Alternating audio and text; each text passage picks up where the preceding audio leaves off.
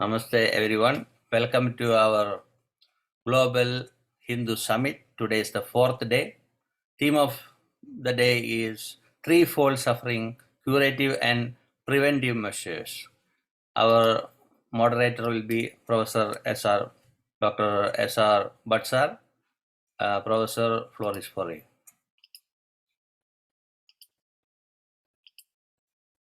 Please. A wonderful opportunity to draw out the best from the intellectual luminaries who are participating in today's program.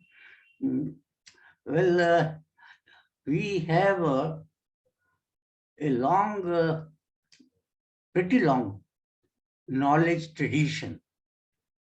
And the speakers of today are some of the best representatives of that knowledge tradition that we have inherited.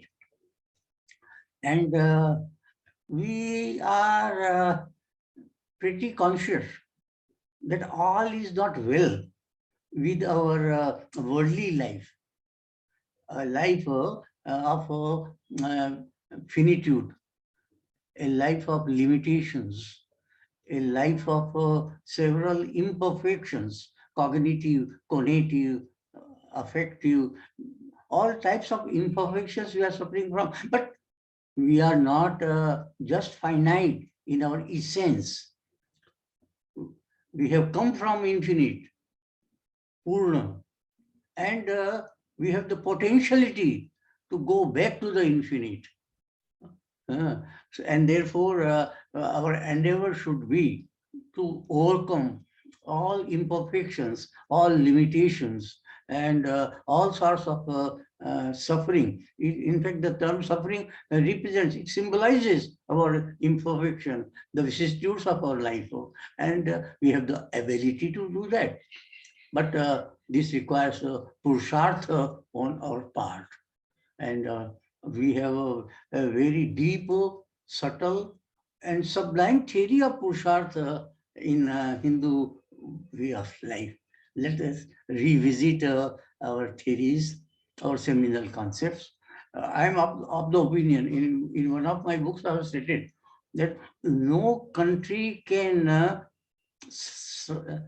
survive and thrive if its seminal concepts, key theories, get fossilized and do not admit of creative reinterpretation. So we have to revisit, we have to reinterpret, and in the course of history, if in fact there are mutilations, there are distortions, there are aberrations which have crept in, so we have to eradicate them. So we have to reform Hinduism so that Hinduism becomes a really ecumenical mode of living. Now, we are scheduled to start with Bhakti Nishkam Shanta. Is he available? I didn't see him. I also didn't see him. Then go to the next person. Anyway, then we may start with Professor Nirja Gupta. She's the next scheduled speaker. So, Professor Gupta is the Vice Chancellor of Saji University of Indic Buddhist Study. Earlier, she was a principal of two prestigious colleges in Ahmedabad. One was run by Bharti Vidya Bhavan. I think both are run by Bharti Vidya Bhavan, and she's very successfully handled the affairs, administrative as well as academic, of these two institutions. So she's associated with many cultural and intellectual organizations. So we welcome her, and we would request her to make her presentation. Since we have a long list of scholars, I request that the presentation may be for 15 minutes, and it can be followed by some discussion, because it is a discussion which provides life to any deliberation. So there may be some queries and I believe that our scholars will attend to those queries. So we may now request Professor Nirja Gupta. The floor is yours, madam. And meanwhile, if Bhakti Nishankanta joins, then he will be the second speaker. Sadar Vandan, Namaste. Most Reverend Guruji, Paramadarniya Bhatt sir, my co-panelist, my pranam to all of you. I'm really humbled with this invitation, and I'm really happy to present myself at this platform for many reasons. And the basic reason is it lets me go back to my roots, to my antarman, to my antardrishti, to invent myself again and again. I don't say to discover. Each time I look at the scriptures, I look at the way of life, I try to synthesize, I try to look for the balance, the cohesion, it just goes off. It's so much of imbalance that I have to, split myself between the knowledge and the practice. I know the things, there is knowledge, there is realization also. But how do we combinedly put knowledge and realization into the practice? And there lies the challenge. Therefore, today's session, the basic theme of this session is again so very relevant. The three spheres, the three layers, the three parts where we have to look back post-pandemic life.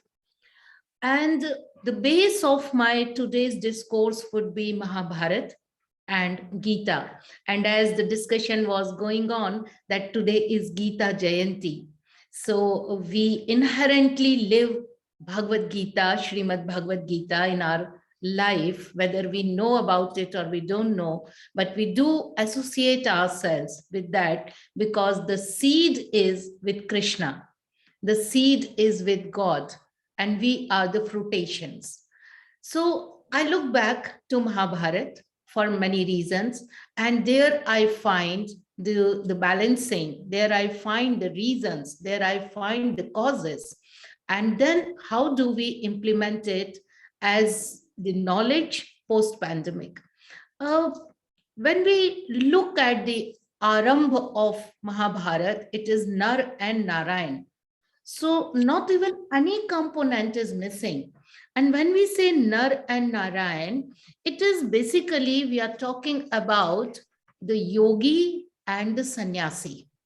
When we look at Gita, Bhagavad Gita, the word yoga is so much prominent over there, and one who performs yoga becomes yogi. But at the same time, it is sannyasi. Now, Krishna says these two are one. Yogi is which connects. Sannyasi is which renounces. One who connects is the same with the one who renounces. How's it? What are the principles that while we connecting, we become a sannyasi? So we have to look towards two words. One is Niragni and the another is Agnihotra.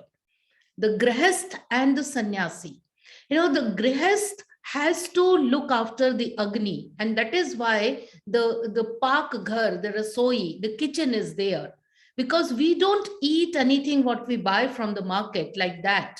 We need to cook it. The Agni Devta is to be invocated, and then we cook the things. This is how the Grihasthi runs, the Grihasth ashram runs.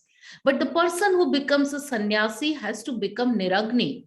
It doesn't have to protect Agni. Whatever is available, whether it is fruits or the forms of bhiksha or maybe bhojan or amantran, they don't have to cook their own. So how do we connect these dots in our lives? And then Mahabharata also talks about two very important things, and then I'll unfold the theory. One is Jivanu and one is Vishanu. Jivanu is virus and Vishanu is bacteria. And then the scientists say that the Jivanu never gets destroyed. The Jivanu is that cause which causes growth. Without changing the character of the host, it grows. And that is the cause of the growth of any living being. But the bacteria, it changes the character of the host. Might be for good, might be for bad. We are not talking of that. We are talking of the basic character of the Jivanu and Vishanu, the virus and the bacteria. But what happens when the virus starts growing in an unnecessary size? There lies the problem. And Krishna gives so many solutions and suggestions to that. We have a famous fable of Kaliya Nag. Kaliya, which was in the Jamuna, and Krishna danced over it. Kaliya is said to be the virus. Just like a virus, Kaliya grows and it just, poisonous water and all other creatures who are living there, they started dying and it was so harmful. But the very alarming thing is that Krishna doesn't kill Kaliya. It's a virus, it cannot be killed. So first of all, Krishna warns. Then Krishna tries to tame. But at the end, Krishna leaves Kaliya at another island. So Kaliya never dies. But today, what we find in the form of pandemic is a series of Kaliya, the mutations. We need to handle those mutations with that logic only, that it's not going to die, but it has to be tamed, it has to be isolated. And that is how the vaccine theory comes in, that you don't allow it to grow, whether you tame or whether you contain it in a series. But the Vishanu, the bacteria are the demons. The bacteria are those particular phenomena that actually violates the norms of the society. They kill the society. They actually harm the society in such a manner that it doesn't give any growth over this. So this theory leads to three layers. And the three layers are the Chidakash, the Bhutakash, and the Sthul. We have the growth in three manners. So the bacteria and virus also, they live at the three consciences. The Chidakash and the Bhutakash, they are the Sukshma and the Sthula Sharir, and Man, Buddhi, Manas, Ahankar, these are the layers they hamper.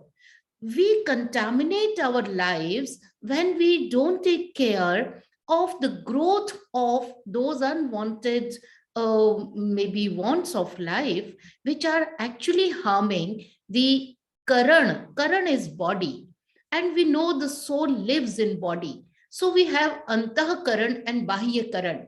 The tool is of course body, but for the Bahya Karan, it is visible. But for Antah Karan, it has to go to Antadrishti. And if we don't understand that particular minute, delicate, synchronization or calibration, there comes the problem of virus. The entire Mahabharata talks about how to deal with these. And they give us three types of niti: the Sahaj niti, the Rajniti, and the Kootaniti. And we know the Sahaj niti is for the domesticized spheres like given by Vidur. The Rajniti is for the larger benefits. It's like for the Samaj and the kings, they apply that. And the Kootaniti are where the Sahaj niti and Rajniti, they don't work, but you need to take the special action through some special person which comes from Krishna. So that means we live in three atmospheres. One is very, very informal atmosphere of the Sahaj niti of the Vidur. We live in a formal atmosphere like the Rajniti, like the Bhishma Pitamaha, who has given his life transparently only for the society. But the third one is the Kutniti, which we can live in both, in the domesticized as well as in the formal atmosphere or political atmosphere as well. The problem lies when we apply Sahajniti in place of Rajniti, or Rajniti in place of Sahajniti, and then we try to capture that with the Kutniti. So when we talk of three layers, these three layers, they have to somewhere purify us. And in Bhagavad Gita, Krishna gives a shloka. In this, he talks about 5 tools. How do we deal with our problems in life? Adhishthanam, Karta Chakaranam, Panj Prayogashta Cheshtayam, Daivam cha Panj Karanam.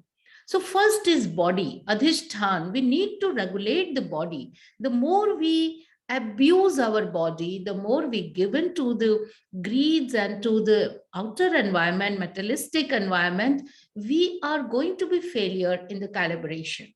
The second is Karta, doer. Who is the doer? If the doer doesn't train himself, as Gita and Mahabharata says, Prakriti, and coincidentally, in almost all the languages, this word has only one word which talks about the human and the outer. In Sanskrit, it is Prakriti, so Manav Prakriti and Bahya Prakriti. In English, it is nature, like human nature and outer nature. In Urdu, might be the Kudrat. Similarly, in most of the languages, it is same. Why? Because we are the incarnation of the same tattva. So Karta is very important. Karta has to synchronize. It has to have a sanyojan, a symphony with the outer world. The moment we start neglecting the outer world, the nature, those tattva which actually have made us, we have to face the problems. Then the third is Karanam. Karan is the tool, the modes. What are our tools, whether they are the mental tools or the physical tools, or they are very naive, or are we employing the same tool for the particular job, or there are some misjudgment and jahan kaam aave sui ka kari talivar. Are we using swords in place of needles? Somewhere mismanagement. And then the fourth is Vivid Prayogascha Cheshtayam. We cannot be satisfied with one attempt, with one outlook, with one form of practice. We need to inculcate the habit of expanding ourselves. This expansion means we have to look the other with the karuna. We have to go to the other with compassion. You know, in Mahabharata, when this episode of Dyut Krida happened, in that particular episode, everyone seemed to be following their own dharma. Dhritarashtra was a king, or Bhishma was a senapati, or Guru Dronacharya was guru, but the karuna was not there. And because there was no compassion, so the anyaya happened, injustice happened. We need to learn how many prayog we can have. Gandhi ji, when he writes his autobiography, he titles it My Experiments with Truth. So the experiment is plural, but the truth is singular. We need to reach to the ultimate truth, to the absolute truth, with different experiments or tools or different modes of our actions. But the end of it is also Daivam. When we talk of Daiv, we cannot just sit morally and say, okay, whatever God wishes. It is not God will. It is the karma which actually forms the impact on the Deva. Now, why do we do these things? We need to do these things to get tripti, because ultimate aim is Anand. And Anand can come only when we are tript, when we are satisfied, when we are too contented. What is the ultimate of tripti? I can cite a small narrative here from our Puranas. Kardam Rishi, he was the father of Kapila Muni, who had written the Sankhya Shastra. So Kardam Rishi was in his own tapasya when Vishnu came to him and said, well, I'm going to take birth as a son to you. And the moment the son is born, Kardam Rishi goes for sannyas, because that was the height of tripti. Ab kya? Now what? Now even my son is Vishnu. What else can I ask for? That particular moment, when what can now I ask for? Now this is ultimate. I have reached to that point. So the thing is, are we satisfied? Are we finding the ways to get satisfaction? Or are we going back to our default script again and again and again? We all have written some sort of our, being, the story of being. And whatever we do, we learn, we read, we hear, we understand, we don't practice because we go back to our 0-1. So this going back to 0-1 is to be corrected. If some default is there, then only we can fight with the Kaliya. Then only we can fight with the virus. This is one virus which is seen and we can actually tame. There might be many other viruses which need these layers of understanding. And that is why when we read Mahabharata, we read with 3 layers. The first layer, because it is kavya, so the chand, the beat, that is why the translations don't work in Mahabharata, because we miss the beat of the actual dhwani, the sound. So first is the geet.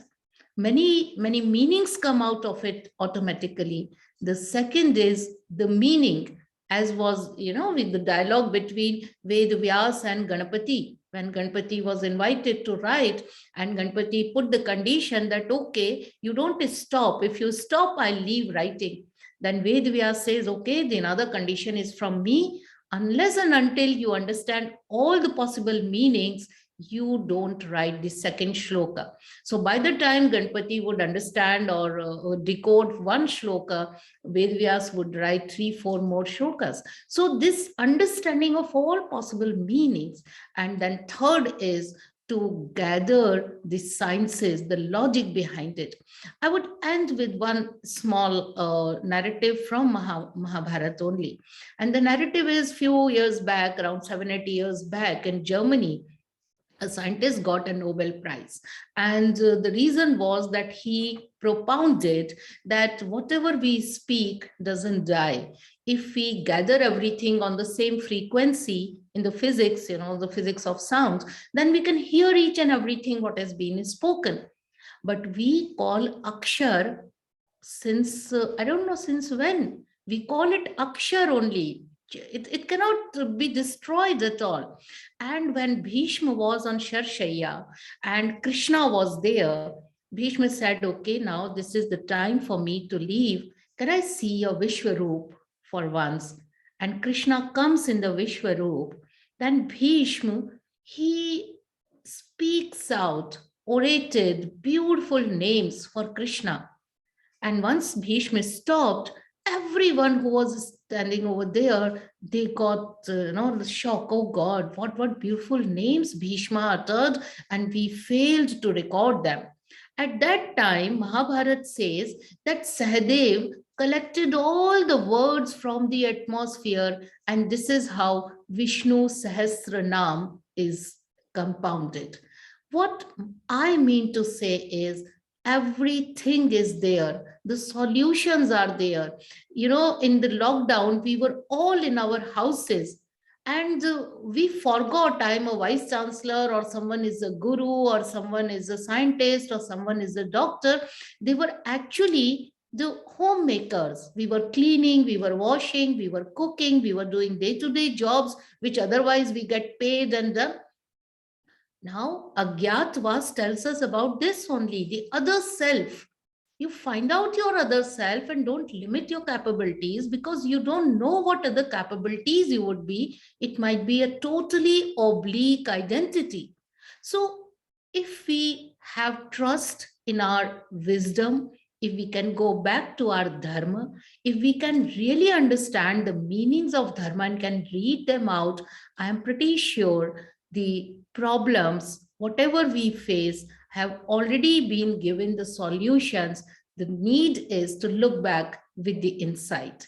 With this, once again, I'm really, really thankful to all of you, to especially Professor Bhatt and Guruji for giving me this opportunity and being amidst you. Thank you so much. Pranam. Thank you, Professor Nirja Gupta, for a very wonderful, at the same time, brilliant exposition of the theme.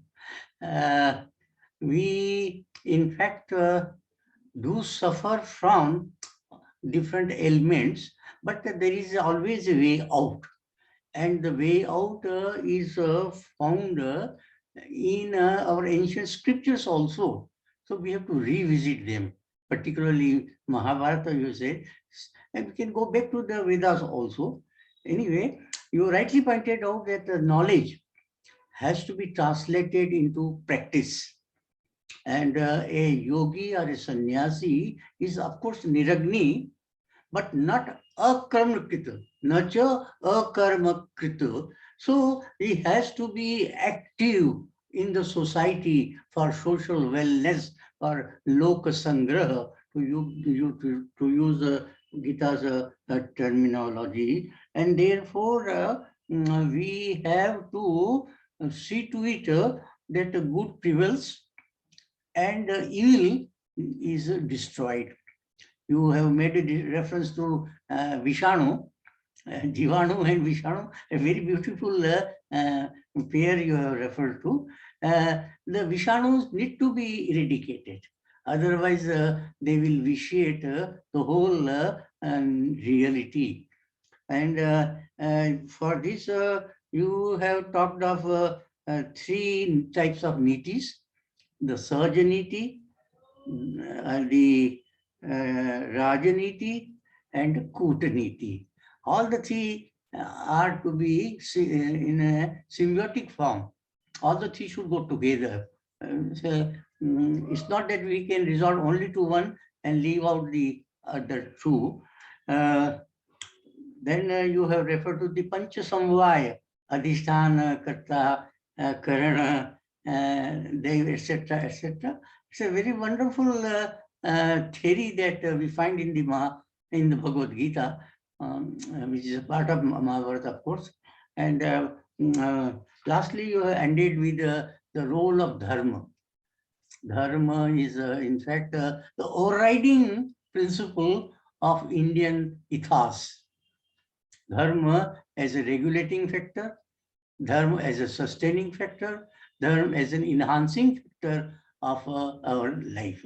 Thank you very much for this very erudite and beautiful presentation. We are grateful to you. Over to Guruji for his remarks. Thank you, Niraji. It was beautiful to listen. Because I am a student for Hinduism for a long time. Still, I learn it. Before preaching, I want to make sure my points are correct. So I am learning so much from you.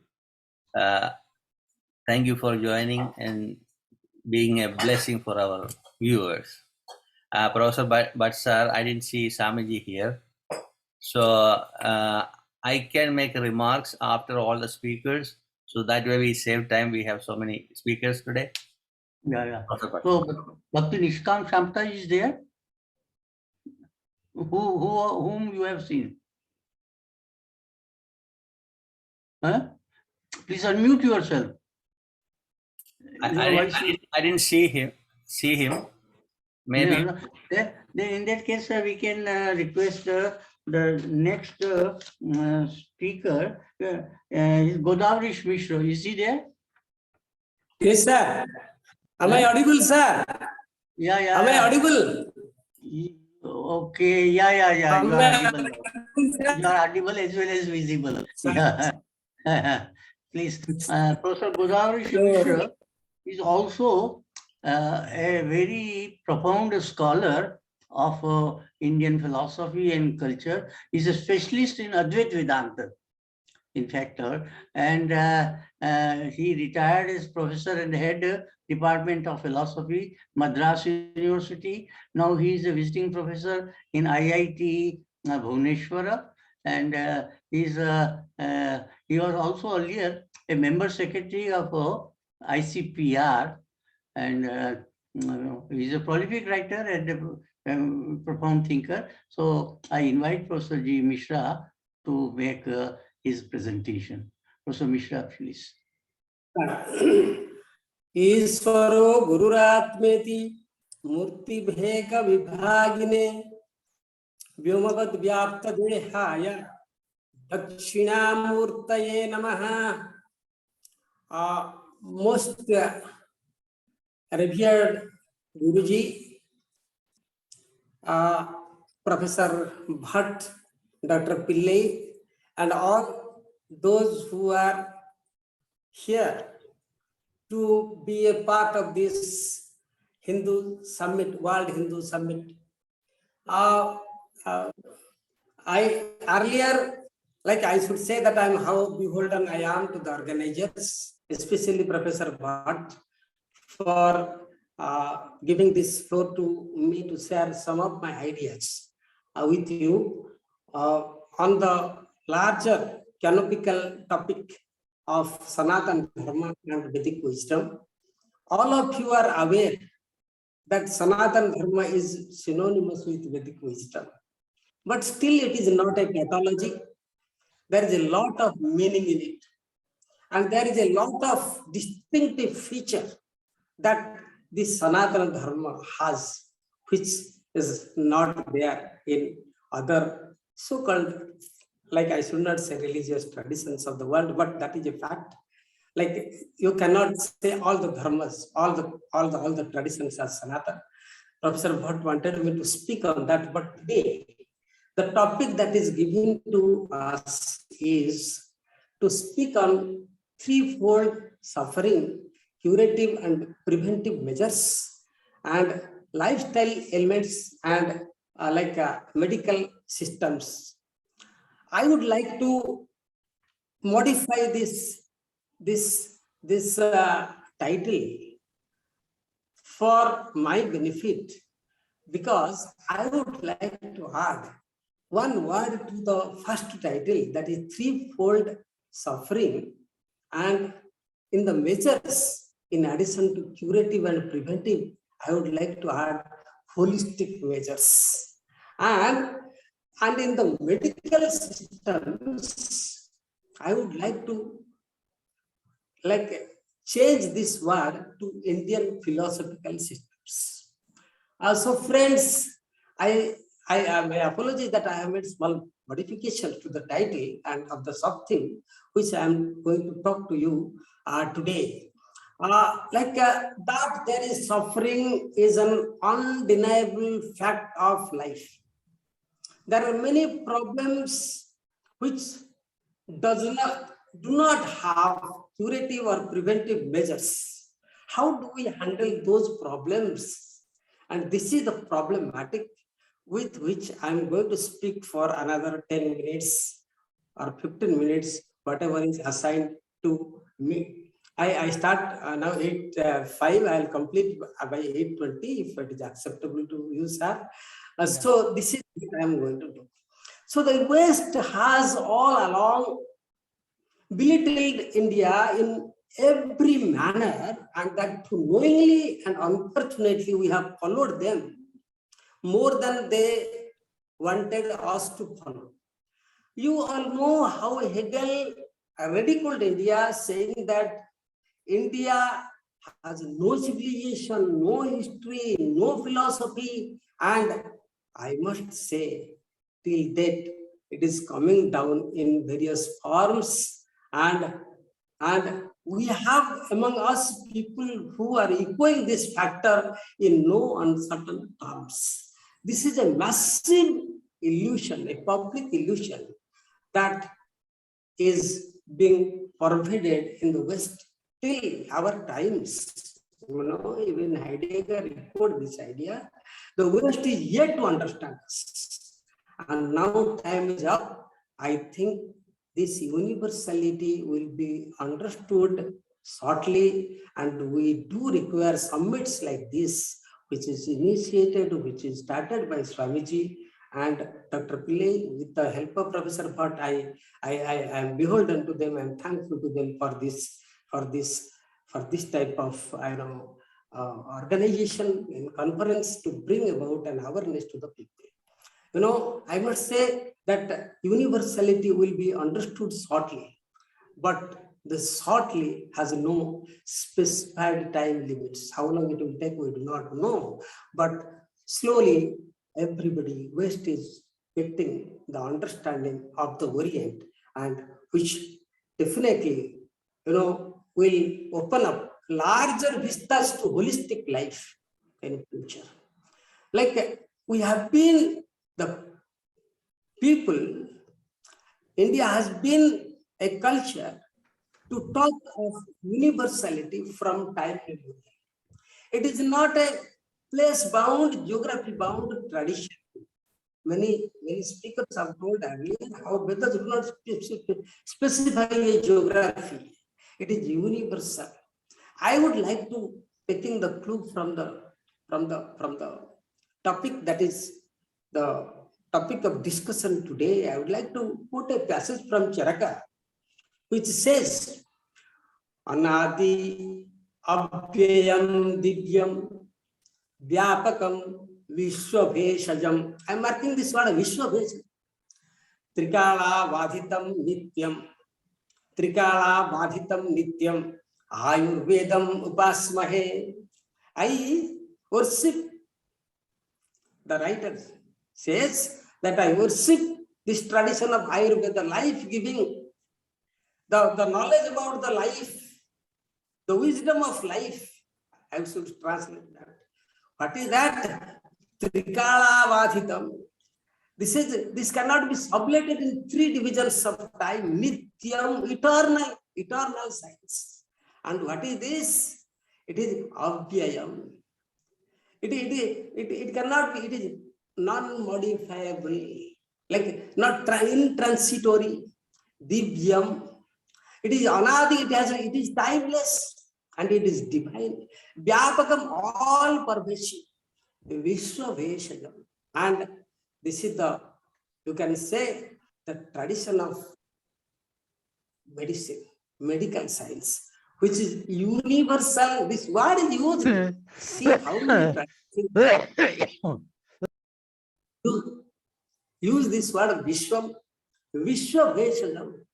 And that Vishwabheshajam, this is the tradition of medical science, which is universal in nature. Starting, he says that, if there is human birth, there will be disease. And if there is a disease, there must be a way to get rid of the disease. And keeping this in view, I start such a brilliant passage which says, Anadi, eternal, no beginning, beginningless, Abhyayam, Divyam, Vyapakam, Vishwabheshajam, Trikala Vadhitam, Nityam, Ayurvedam, Upasmahe.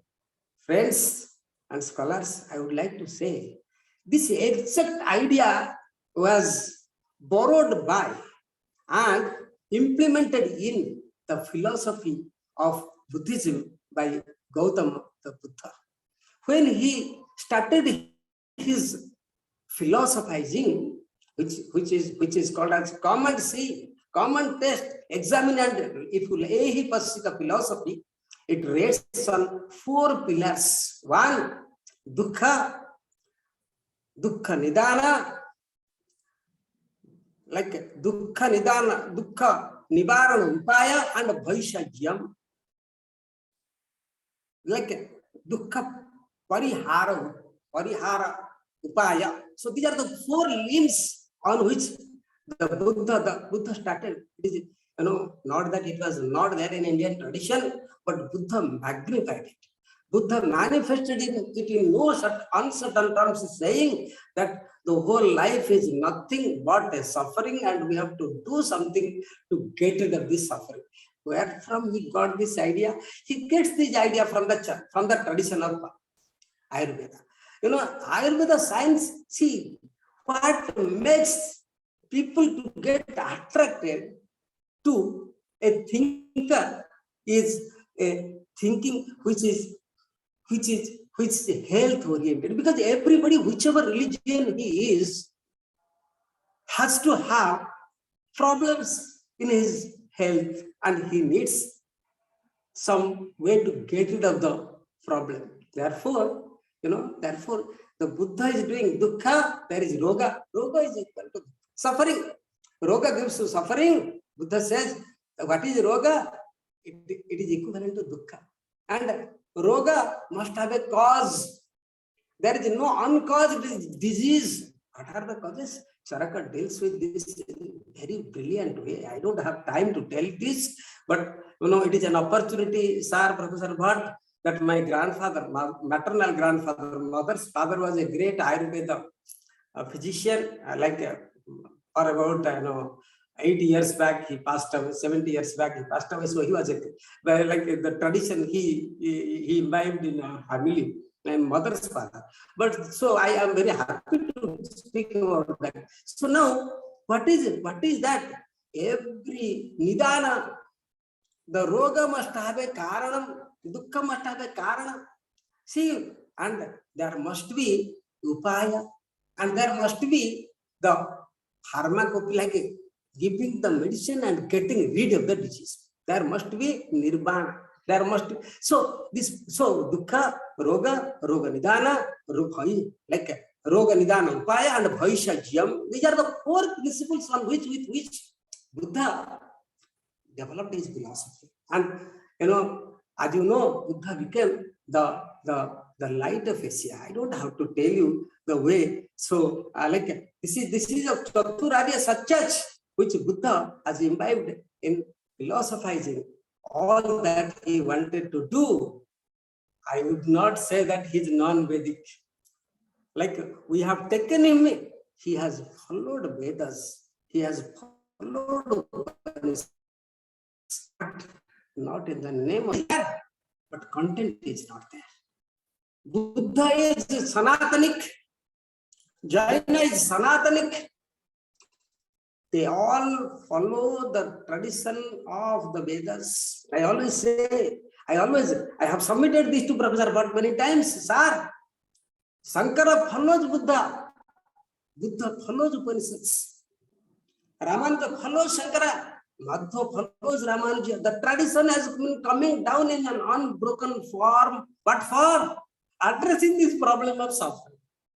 Addressing this problem of suffering. And what is the way? What is the way to get rid of the suffering? Is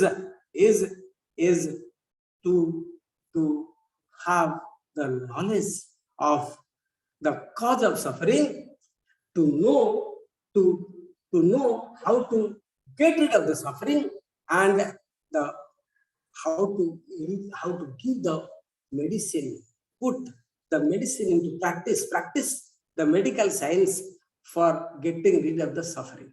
So this is what Buddha did, this is what Shankara did, this is what all these great people in our tradition have done. Professor Bhatt, I would like to bring before you what Kalidasa says. If you follow Charaka says, for the first time, it's a great thing that research has to be done in India. Also not much research because of being belittled by the West. We have not looked at that tradition. High time, Guruji, we have to look into this. What Kalidasa says, I am bringing for you.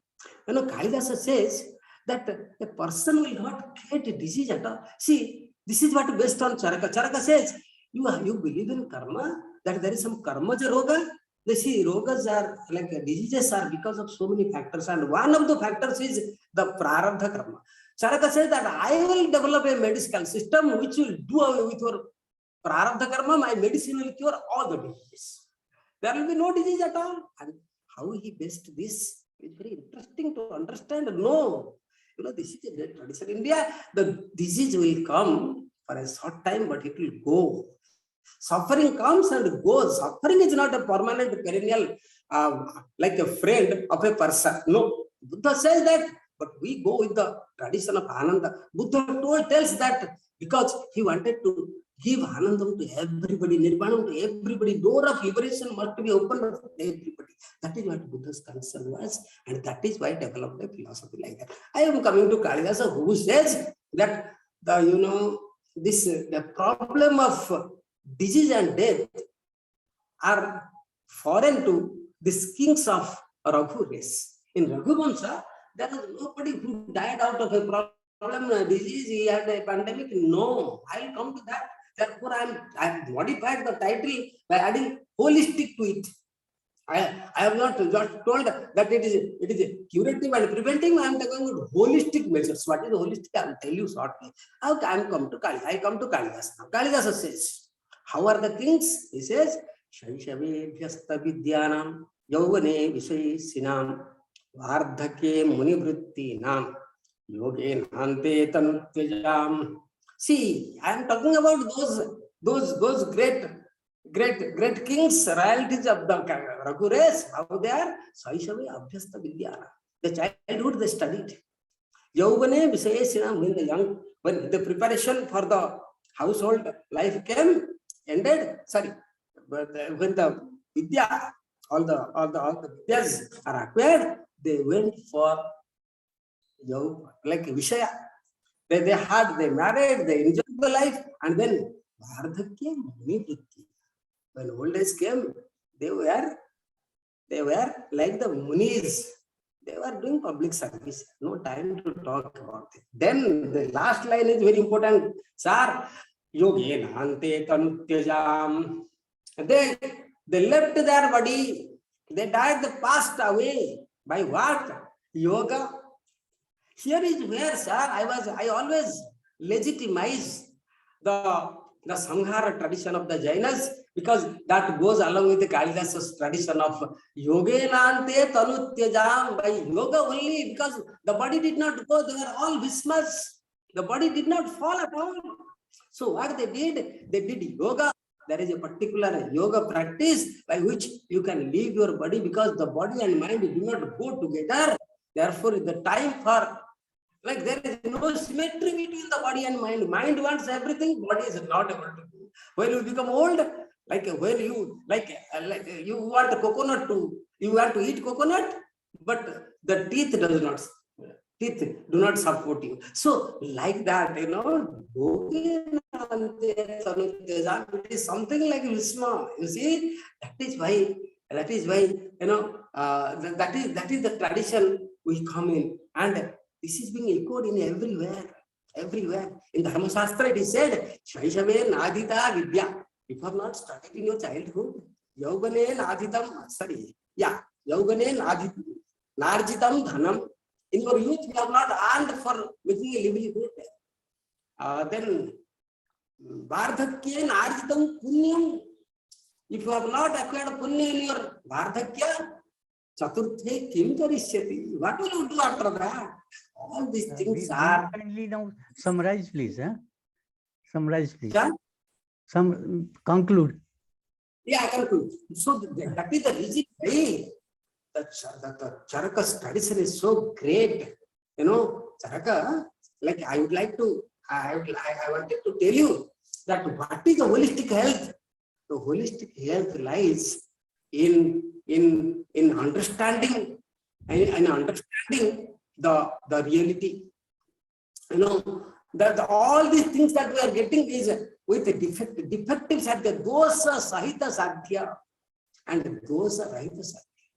So dosa rahita sadhya in getting, in achieving a dosa rahita sadhya like Atma Jnana, in which there is no dosa, lies the panacea for getting rid of the suffering. Friends, I would like to say that the Charaka, it is Charaka, I think. It is Charaka. He says, what type of doctors, who is it? Like, this is all about Vedanta. What about the disease? How to address the disease? He says how a doctor should be and how our doctors are today. Charaka, I am quoting Maitri. He says 4 are the characteristics of a doctor. Maitri. He must be friendly towards everybody. And you see the doctors today.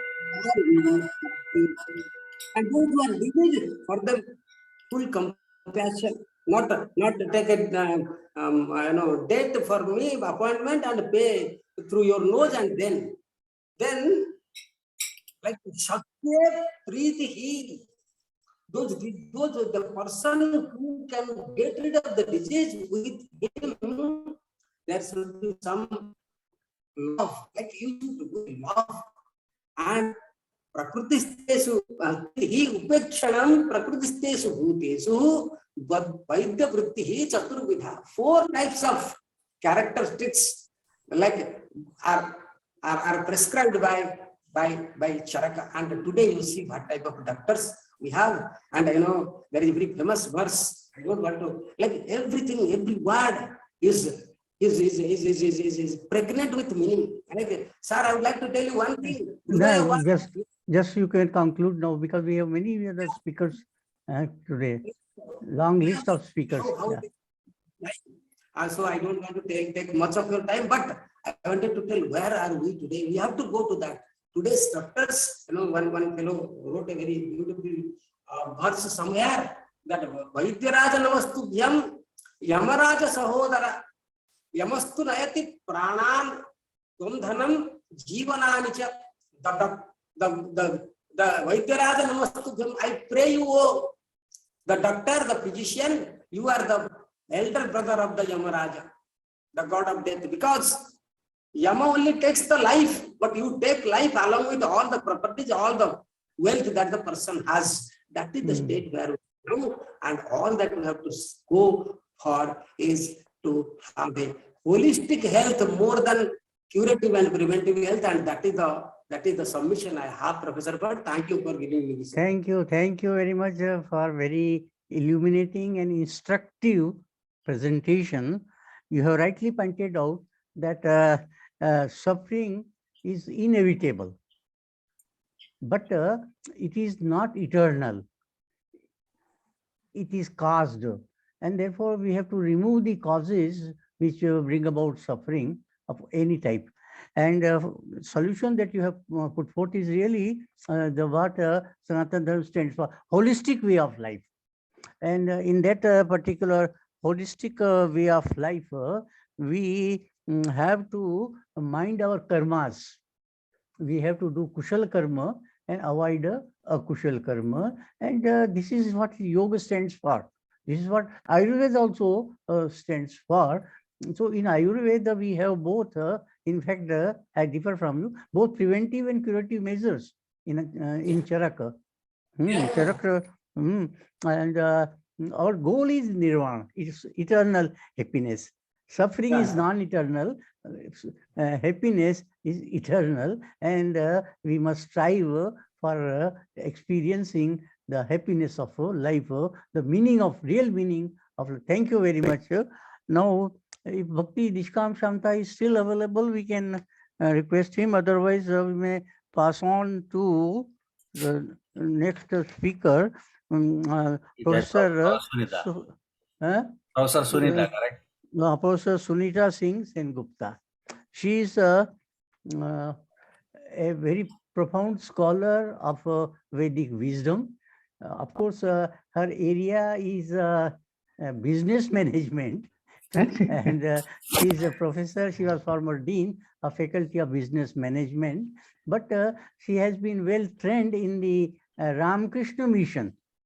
And the Swamiji of Ramakrishna Mission, Sunaji, what is his name? Swami Ranganathananji Maharaj. Swami Ranganathananji Maharaj. Was initiated by. Yeah, so. Glad to hear that one. I spent time with him at the Belur Math. Yeah. So, and at present she is working on theories of business management in the Vedas.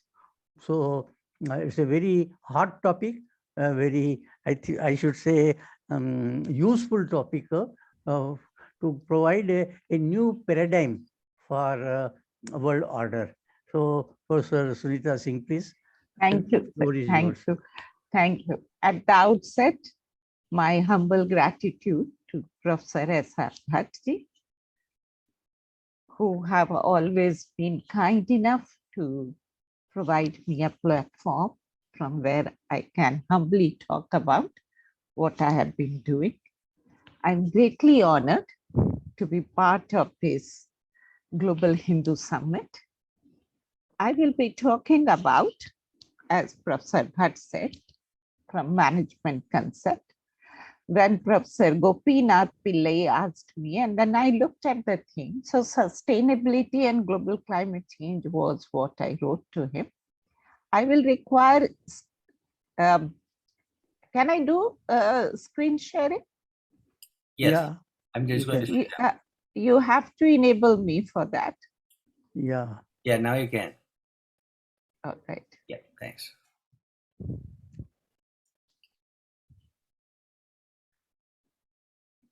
So I will be talking about culture, philosophy, and aesthetics of sustainability. Nature in Indian traditional thought.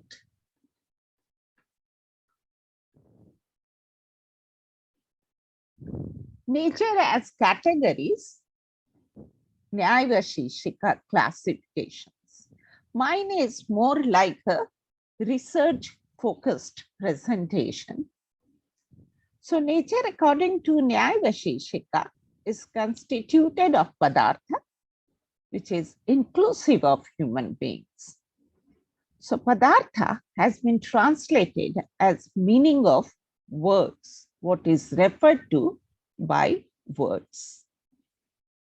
And following are the padartha from Vaisheshika text, and as translated by Potter and Bhattacharya, who talks about substance, quality, motion, universal, individuator, and inherence.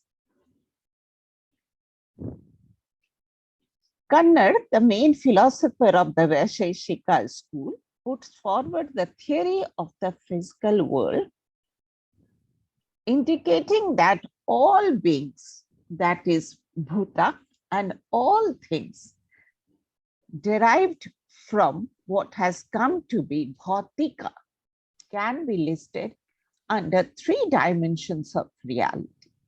These are matter in the form of eternal elements, nitya dravyani, organic bodies, sharir, and internal organs, indriya, manas, and the self. These are all of these are very important. And internal organs have their role to play. As Dr. Nirja Gupta also in her presentation, she talked about internal self and outer self. So dravyas are one of the 9 irreducible padarthas, categories that were listed in the previous slide. So the 3 dravya or guna as property and karma together form a central theme of Nyayavashishika universe. Substance or dravya is derived from the basic relationship of locus and what is located there. So this is linked to the other 2 categories, quality, guna, and action, karma, through the relationship of inherence, samavaya. So these 3 are very fundamental: guna, quality, action, karma, and inherence, that is samavaya. So if we see the principles of samanvaya, which itself contains all this and which is very relevant in today's context. So moving further, Kannad describes dravya lakshanam, the distinctive features of dravya, as a locus for actions and qualities. Kriya gunvat. So this kriya gunvata is very important, and that leads the cause and effect which Indian philosophy talks about, the cause and effect relationship, which came up in previous speakers' presentation also.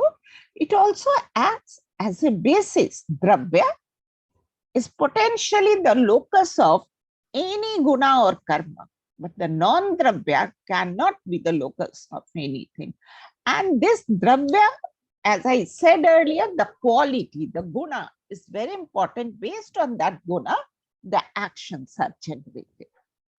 So there are 9 kinds of dravyas. The 5 elements, dik, that is directional space, kal, time, atman, soul, and manas, mind. So the Nyaya philosophers claim that all things are reducible to these fundamental types.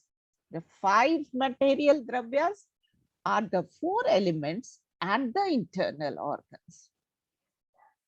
So the immaterial dravyas are 4: time, directional space, space, and the self. So the dravyas are also divided into 3 categories: atomic, anu, middle size, and those that are ubiquitous, omnipresent. So the atom, anu, is minimum sized, partless, and cannot be apprehended by the senses. Nyaya Sutra 4.2.16. The middle sized ones are different composites that are perceptible. Space is a kind of 3rd category. The first 4 of the elements are what we say Panchabhuta: earth, water, air, and fire, and are permanent in their non-composite forms as atoms. But in their composite form, they are impermanent and can be destroyed. It is when the balance between Panchabhuta is disturbed, we find this global warming and other things happening. The others, including the space, are eternal. The condition that all things are in contact with Akasha leads us to an interesting hypothesis. If contact has to inhere in a pair of substances, at least one of them has to be material, murta. Akasha itself is non-material. The whole part of relationship in Nyaya Vaisheshika philosophy, as discussed as the aware relationship. The parts of a whole inhere in the whole by the relationship. The Nyaya Vaisheshika, a whole is produced from its part, but it's not constituted by them. At this point, I would like to share that while writing this volume on global climate change and ecosystem management, Vedic insights, I found this Nyaya Vaisheshika theory to be very relevant and full of inspiration. So the Nyaya Vaisheshika philosophers posit a special relationship to connect substance qualities and different pairs of fundamental substances called inherence, that is samavaya. It defines, Potter and Bhattacharya writes, inherence relates qualities, motions, universals, and individuators to substances. It also relates universals to qualities and universals to motions.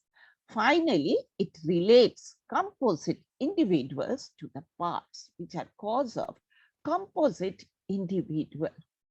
So this is cited by Potter and Bhattacharya in his book 1993. So above discussion shows interesting possibilities of invoking alternate metaphysics in the service of contemporary ecological concepts. A lot of studies have been done on yagna and how, while performing yagna, the fire purifies the environment. Not only that, when we perform yagna, we invoke nature. So our Indian philosophy is full of insights to understand how to manage global climate change. Now I'll talk a little bit about Prakriti, the different meanings in Indian philosophy. Prakriti is derived from Sanskrit. Nature is translated in Prakriti in many Indian languages. Jacobson traces three clusters of meaning for the word Prakriti. First, Prakriti is that which precedes, Prakriti, which precedes first, that which in its own form, therefore, it is used in context like natural, archetype, one's essential character, and normal. Second, he says, second cluster, Prakriti in plural refers to components and constituents and the parts of a whole, such as a human being or the political state. Dr. Nirja Gupta also talked about Prakriti, and I refer to her when she said Prakriti and its different meanings. Prakriti, individual Prakriti, outside Prakriti. Prakriti also refers to material cause, producer of effects, an innate power of transformation and manifestation. Here, Prakriti gets associated with the field of production and in later periods is associated with women and goddesses. Our Upanishads are full of understanding how innate power of transformation takes place. I would like to cite Ashtavakra Gita, which talks about the power of mind and how we can create a mind which is pure, nirakara, and which is nirmal. That's what Ashtavakra Gita talks about. And Indian culture and in Indian philosophy, where we find the reference of nature, it also talks about internal organs and manas, man being one of the important internal organs. Now, Prakriti in Sankhya philosophy. According to Sankhya philosophy, Prakriti is a part of a dyad, a creation component that functions both the enjoyment and salvation of Purusha, the conscious principle. The entire materiality of the cosmos is said to have evolved from a primordial cause, often referred to as Mula Prakriti. So Purusha and Prakriti is a very common reference which comes in our scriptures. Nature in Samkhya precedes the component of creation, such as the 5 elements, Panchbhuta. Prakriti is different from the 5 elements. It says it is different from Panchbhuta in the natural world that are referred to as Panch Mahabhuta. Central to Sankhya philosophy is the theory of causation called Satkaryavada. The theory of causation, Satkaryavada, is very relevant and it gives us the research methodology to understand scriptures in a scientific way, which states that the effect, karya, resides in Satkarya and in the cause, hetu, in a potential state prior to the operation of the cause. The point to be noted here is Satkarya is emphasized, guna is emphasized, and qualities are emphasized in Indian philosophy. Now, what are the implications of the idea of Prakriti for sustainability? There is a sharp division between the categories of natural and artificial. Animals and other organisms are not like tables and cars. They are natural kinds. In the opening remark, Professor Bhatt was referring that when the birds chirp, they are also trying to communicate something. We don't understand, but the other birds understand. So which also talks about here the first point, that how it helps us in understanding. So the distinction between artificial and natural tends to separate the material cause from the material effect, giving more importance to intelligent cause. While it is true that it is Prakriti that is changed into all things we see around us, this is not a two-way reversible transformation, nor is it a completely irreversible state of evolution. So then what it is, in normal condition, these changes are bound by a law called Parinam Kramanyama, or the law of ordered transformation, which is unchangeable law.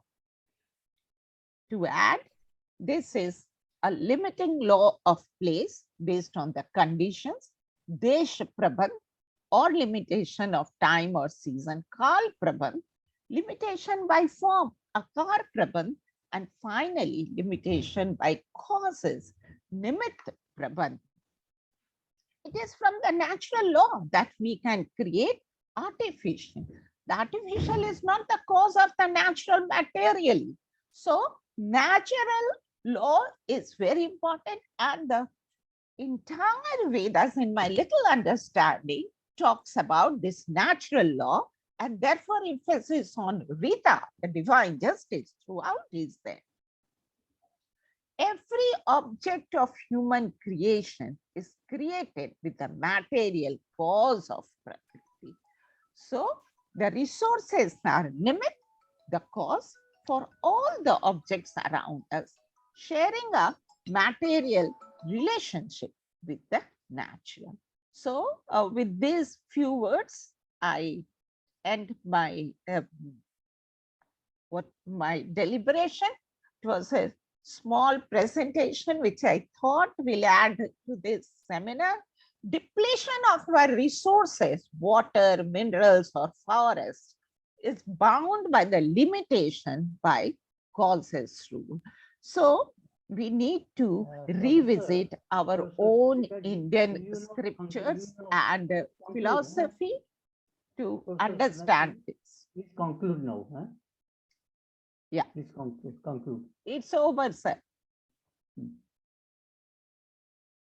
It's over. It's over? Yes, sir. I have concluded. Oh, thank you very much then for very Thank you. clear exposition of the Thank theme. you, sir. And Thank you. you have very rightly brought in the Nyaya Vaisheshika and Sankhya system for ecological understanding. And that's a very important take from your presentation. And you analyze this notion of Prakriti, which is the matrix of all creation. Prakriti. This is what a very important derivation, etymological derivation that you have referred to, and you have concluded with natural law. What we call in Vedic terminology is Ritu. Ritu. So if we abide by the natural law, then all problems can be solved. All our ailments are because we violate the law and disturb the smooth and harmonious course of the cosmos. So, and therefore, emphasis on natural law is something which is really a very important point that you have made. Thank you very much for sparing your valuable time. Thank you, sir. Thank you, sir. We have some other thinkers to make their presentation. I had to stop you in between. I'm sorry for that. But now floor is open to Guru Dileepji. He will manage now the next part of the program. Yeah. Only two people, yeah. Yeah. Namaste everyone. So I like to introduce my close friend, long-time friend, Swami Suryananda Saraswati. He is an Ayurveda practitioner in Europe and a yoga trainer. He is the president of the European Yoga Federation and CV Surya in Milan, Italy.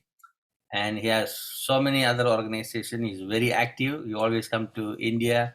We used to travel together in different countries, put programs. Swami Suryananda ji, so you have 10 minutes. Please Thank keep you. on time. Thank you. Can you open the other Swami Suryananda that is my interpreter, please? Okay, Thank you. sure. Interpreter. Okay. Great. That is Please. Christine. Thank you, Christine, to be here to help me to translate. Di fronte a delle bellissime descrizioni e interpretazioni di testi classici meravigliosi come ha presentato Sunita Singh Gupta in una maniera meravigliosa. Sunita has a certain, oh, Yeah, please Oh, translate. yes, okay. Ms. Sunita has explained very well and referred to very ancient, beautiful scriptures. Continua. Io posso solo aggiungere alcune sensazioni personali, alcune emozioni che questa cultura mi suscita. And I would like to add some of my personal experience that this beautiful culture has evoked in me or Sì. present.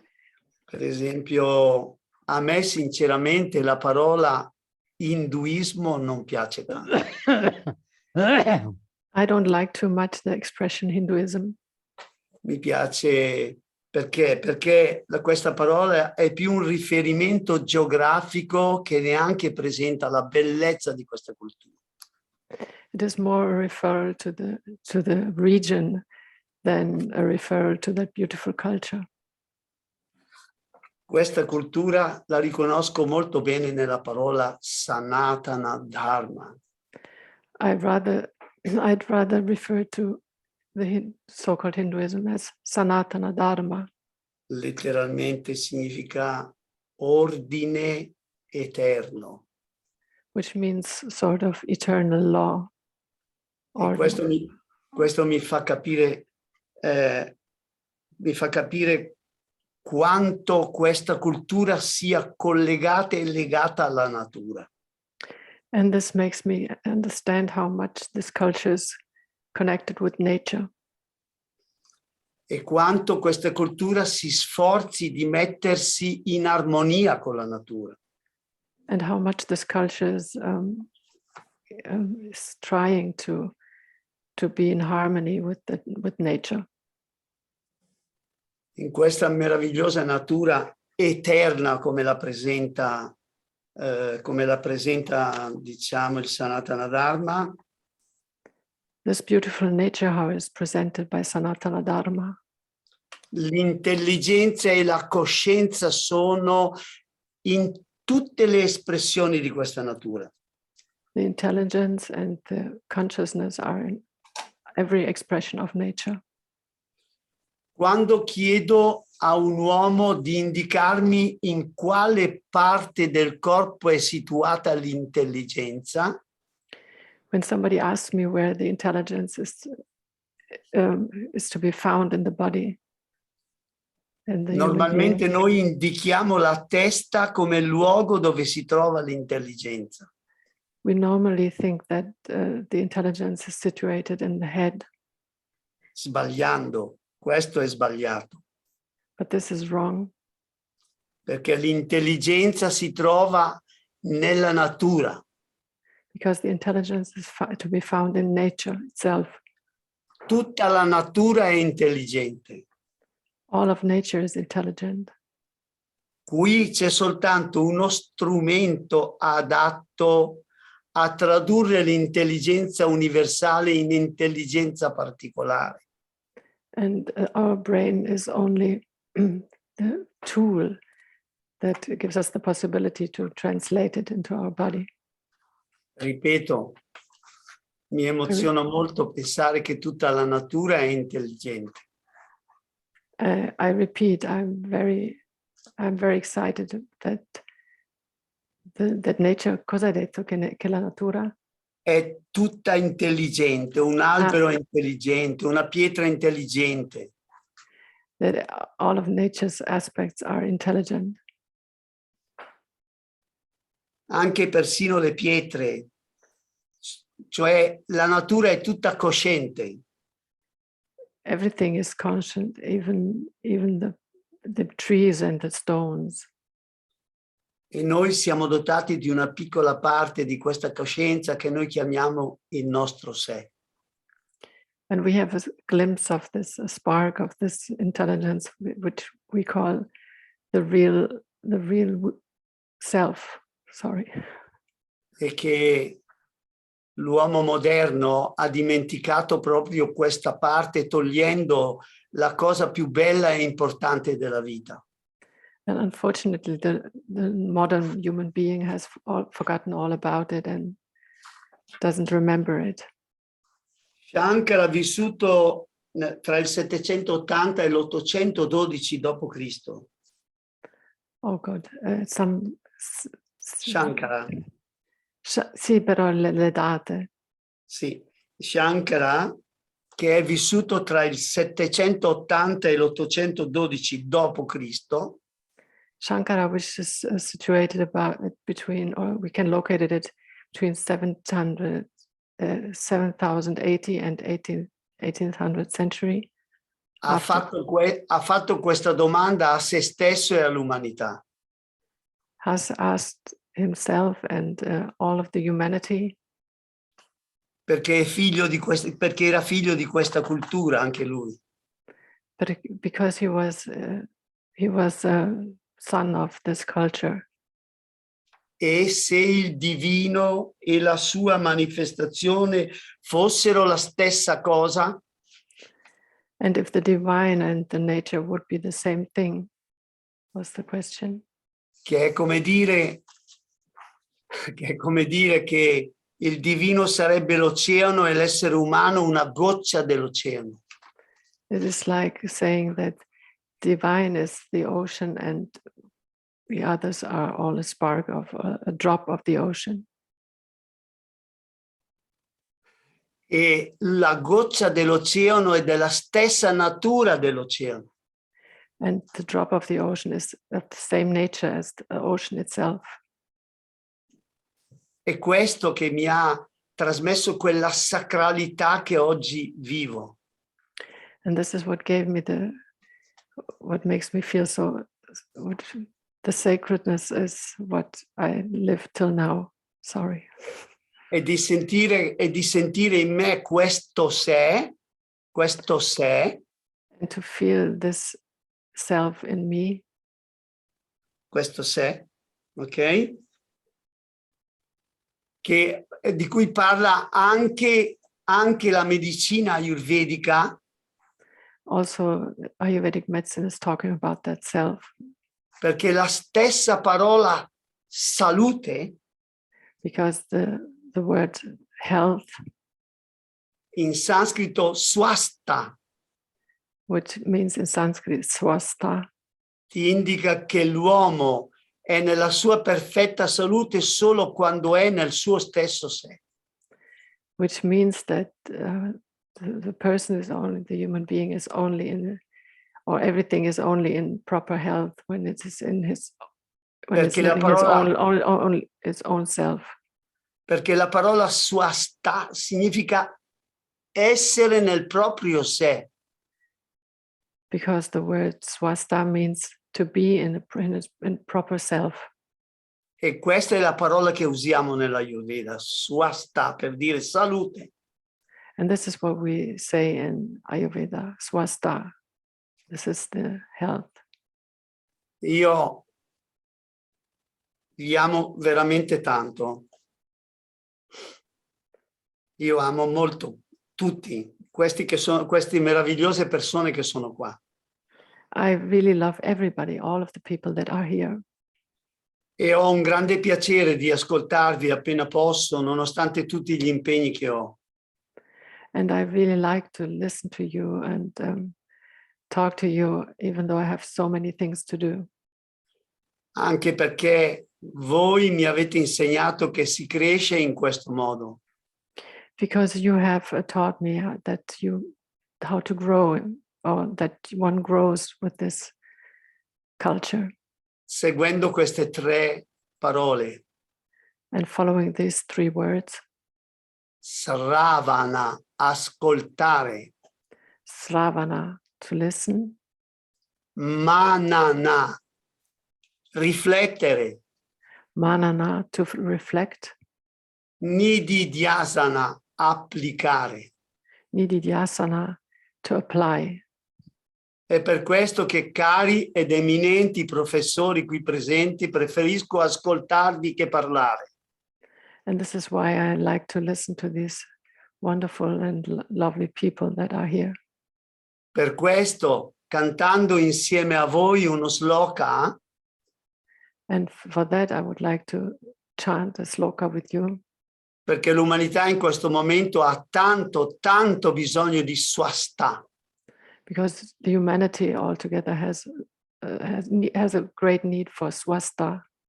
Per questo, come voi tutti conoscete questo loka, ma lo cantiamo insieme per cercare di pensare che la salute possa essere in questo momento in ogni luogo nell'umanità. You all know this sloka, and if we chant it together, it can go to the whole world, so to say. Per favore, mettiamo le mani giunte e cantiamo Please insieme. let us chant together. Sarvesham swastir bhavantu. Sarvesham shantir bhavantu. Sarvesham purnam bhavantu. Sarvesham mangalam bhavantu. Om shanti, shanti, shanti. Om.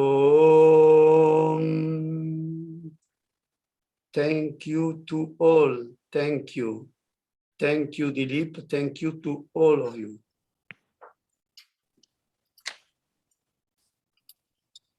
Thank you, my dear brother, Swami Surya and Amadio Bianji, joining and sharing your experience. I'm glad, last approximately 15 years we are friends.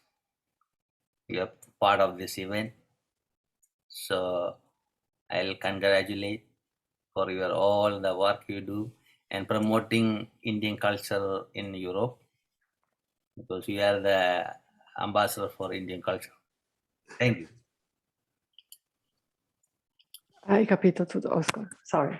And I'd like to thank to our friend from Italy who did the translation too. Thank you. Christine is my name. Thank you, Guru Dileepji. Thank you. Now I'd like to introduce our musicians. That is Sri Kottayam Unnikrishnanji and Sri Kottayam Hariharanji. Unnikrishnanji was introduced by Dr. T.P. Shashikumarji. Let me see. Here it is.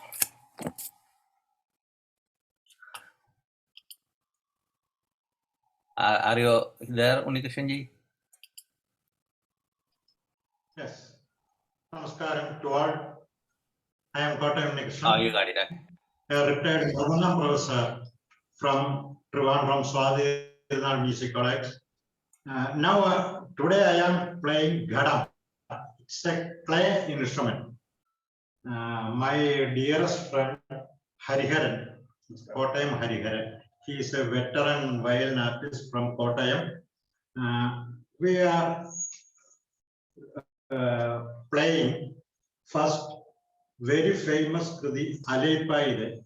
Today it is very important because Guruvayur Ekadashi is today. That is, we are playing Aleipaide. It is written by Muthakkad Venkata Subbaiah. It is in Kannada Raga in Aditana. After the playing of the Kriti, there is a short Tanyavardhana means a short solo performance in Gada. So we are very thankful for this good opportunity to Dr. Shashikumarji and Dileepji and all workers and audience of Global Hindu Summit. Thank you. Thank you.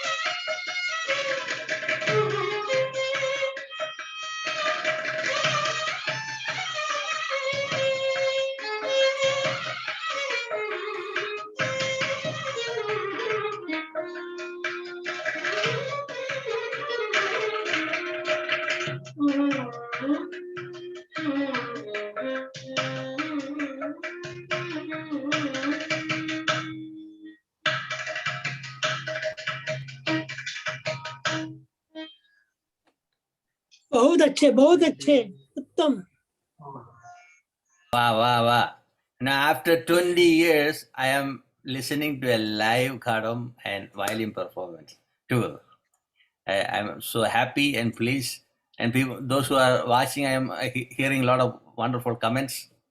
So I like to thank from my deep heart, Kottayam Unikrishanji and Kottayam Hariharanji, blessing us with the wonderful performance. Especially Kadam is from Kerala product music, and you see violin is from Europe. It's a mixing. East and West is mixing and performing very well. Thank you, thank you. So now I'll like to give back to Professor S.R. Bhattji. Please continue. Thank you, Guru Dileepji. We had a very enchanting this performance, and it's a symbiosis of the Indian and the European instrumental music. So really, it's quite enchanting and elevating as well. It was absorbing, really. We listened to it very, I should say, attentively. It's a wonderful performance I have seen. Now we have 3 speakers, if they are available. One is Professor Mohan Kharel from Nepal. I'm here, Dr. You are here now? Yeah. So I respectfully invite Professor Mohan Kharel. I have known him for the last several years, and during my visit to Kathmandu, he was my host, and he was very much engaged in academic activities. He is well versed in Sanatana Dharma, and he is a champion of Sanatana Dharma in Nepal. So I welcome him and I invite him to make his lucid presentation. Professor Kharel, please. Thank you very much, Professor S.R. Bhatt, Dileep Guruji, as well as Gopinath Pillaiji, Dr. Saab, as well as so many other enlightened personalities who presented since last 3 days ago. So it is very great opportunity to me to have a presentation in this August summit. I think my topics is something related with what is the principle of the Sanatana Dharma with regard to agricultural technology. I should say the technology at this time generated is done by the metallist as well as capitalist as well as short-sighted scientist. That domination is there. So every time that, of course, we can see some progress in the technology, but at the same time, there may be possibility of deviation as they don't have so much spirituality. And as long as I see some kind of deviation from the Sanatana Dharma, some principle, some standard scientific principle, then still there is a possibility of getting a backfire. So I can see some of the backfire in many of the technological and advancement, like for example in electromagnetic, quantum instruments, so many things are there. Although I don't talk anything about these ideas, but just now I'll give the attention to the agricultural technology, how far it has done. good or bad, something I will discuss here. With regard to agricultural technology, as far as the livestock technology is one of them. And it has been seen that a livestock technology started from about 150 years ago. But however, unfortunately, correspondingly, there has been start of the getting diseases from the livestock, especially from place to human being from the 100 years ago. Like for example, Spanish flu, which appeared globally, and it killed about 50 million people in that time. Although in that time, about 20 billion people, 2 billion people were there, and 50 million people were died, and we can imagine what havoc was there. And from that very time, the virus coming from the place, from meat, started coming from Asian flu, as well as Hong Kong flu, as well as bird flu and swine flu in different time, like 1957, 1968, 1997, and 2009 in different time. And they made a casualty of 2 million, 1 to 4 million, 0.5 million, and 0.7557 million in different times. So it is already a great casualties. And recently we have the COVID, which have already made the fatalities of about 5.5 million people already, and there is still the process is going on. So this is one of the very danger aspect with that we are getting from the advancement that we found in the animal technology or intensive farming or factory farming process. So this is one thing, and at the same time, the meat, which has the cholesterol, which has the this antibiotic as well as hormone, they have become one of the potential source for the death, many deaths for the cardiovascular deaths as well as cancers. And in 2017, 17.79 million people died from the cardiovascular problem, and 9.56 million people died from the cancers. So out of 56 million death in 2017. So it already constituted about 50% of death from these two top diseases, which has some kind of relationship with the meat. And now, if we see the meat eating habit and meat productions this time, it has become so much enormous. Like at this time, 2,000 to 3,000 animal head are slaughtered per second. Let me repeat it. About 2,000 to 3,000 animals are slaughtered per second. So that means in a year, about 60 to 70 billion livestock are slaughtered. And then if they are already slaughtered, but for the next year, they have to maintain this same number of population. So altogether about 100 billion populations used to be there. So they cause a lot of problems like this production of the greenhouse gases like carbon dioxide, methane, and this nitrous oxide. And carbon dioxide, which was about 278 parts per million throughout the whole history of the nature, but just 250 years to this time, that means pre-industrial era to this time, there has been increased from 278 to 419. So it is already 148% increment.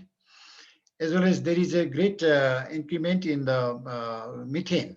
It is even more than that because methane was in the pre-industrial era, it was 700 parts per billion, but at this time 1800 parts per billion.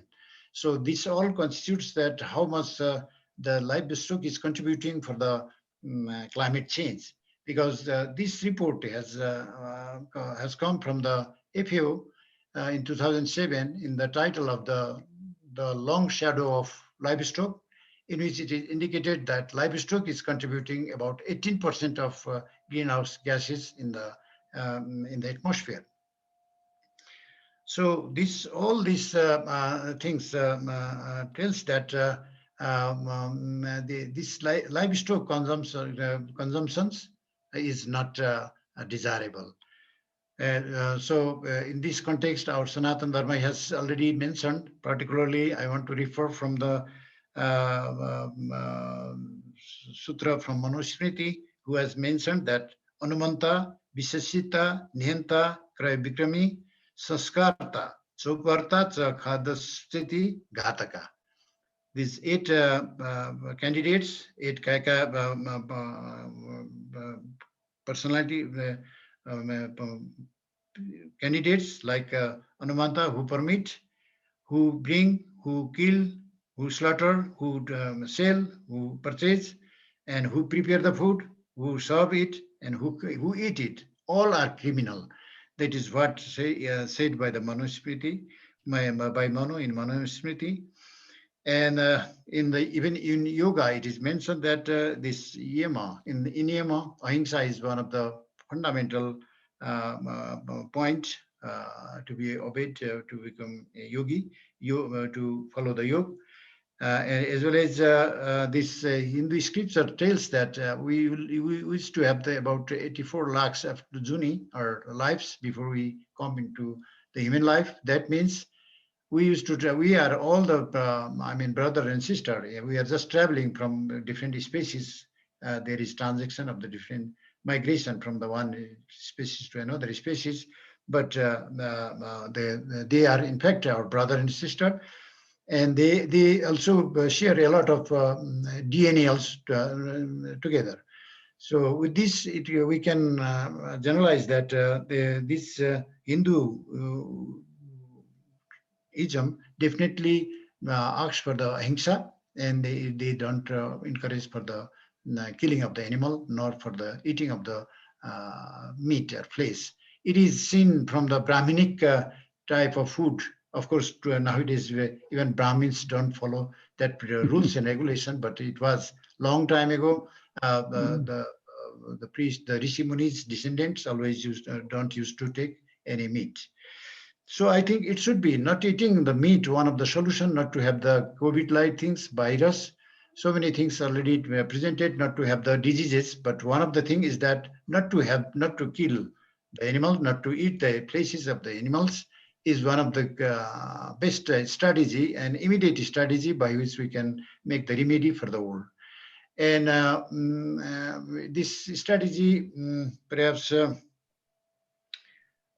bit offensive to some of the persons, but I think gradually, since it has some relationship with the human existence as well as humanity, so I think it has to be obeyed. Of course, there used to some of the Hindu society also tradition, small sector of tradition, used to give the blood to some deities. That kind of things we can see, but this is just for the lower type of deities. I mean, not the superior, just the higher level God. Rather, they are spirit, Bayu, or something like Preta or something. This kind of things they ask the. I think it is from the Tamasic Tantra. To which this bone and this the tribal type of community have more influence.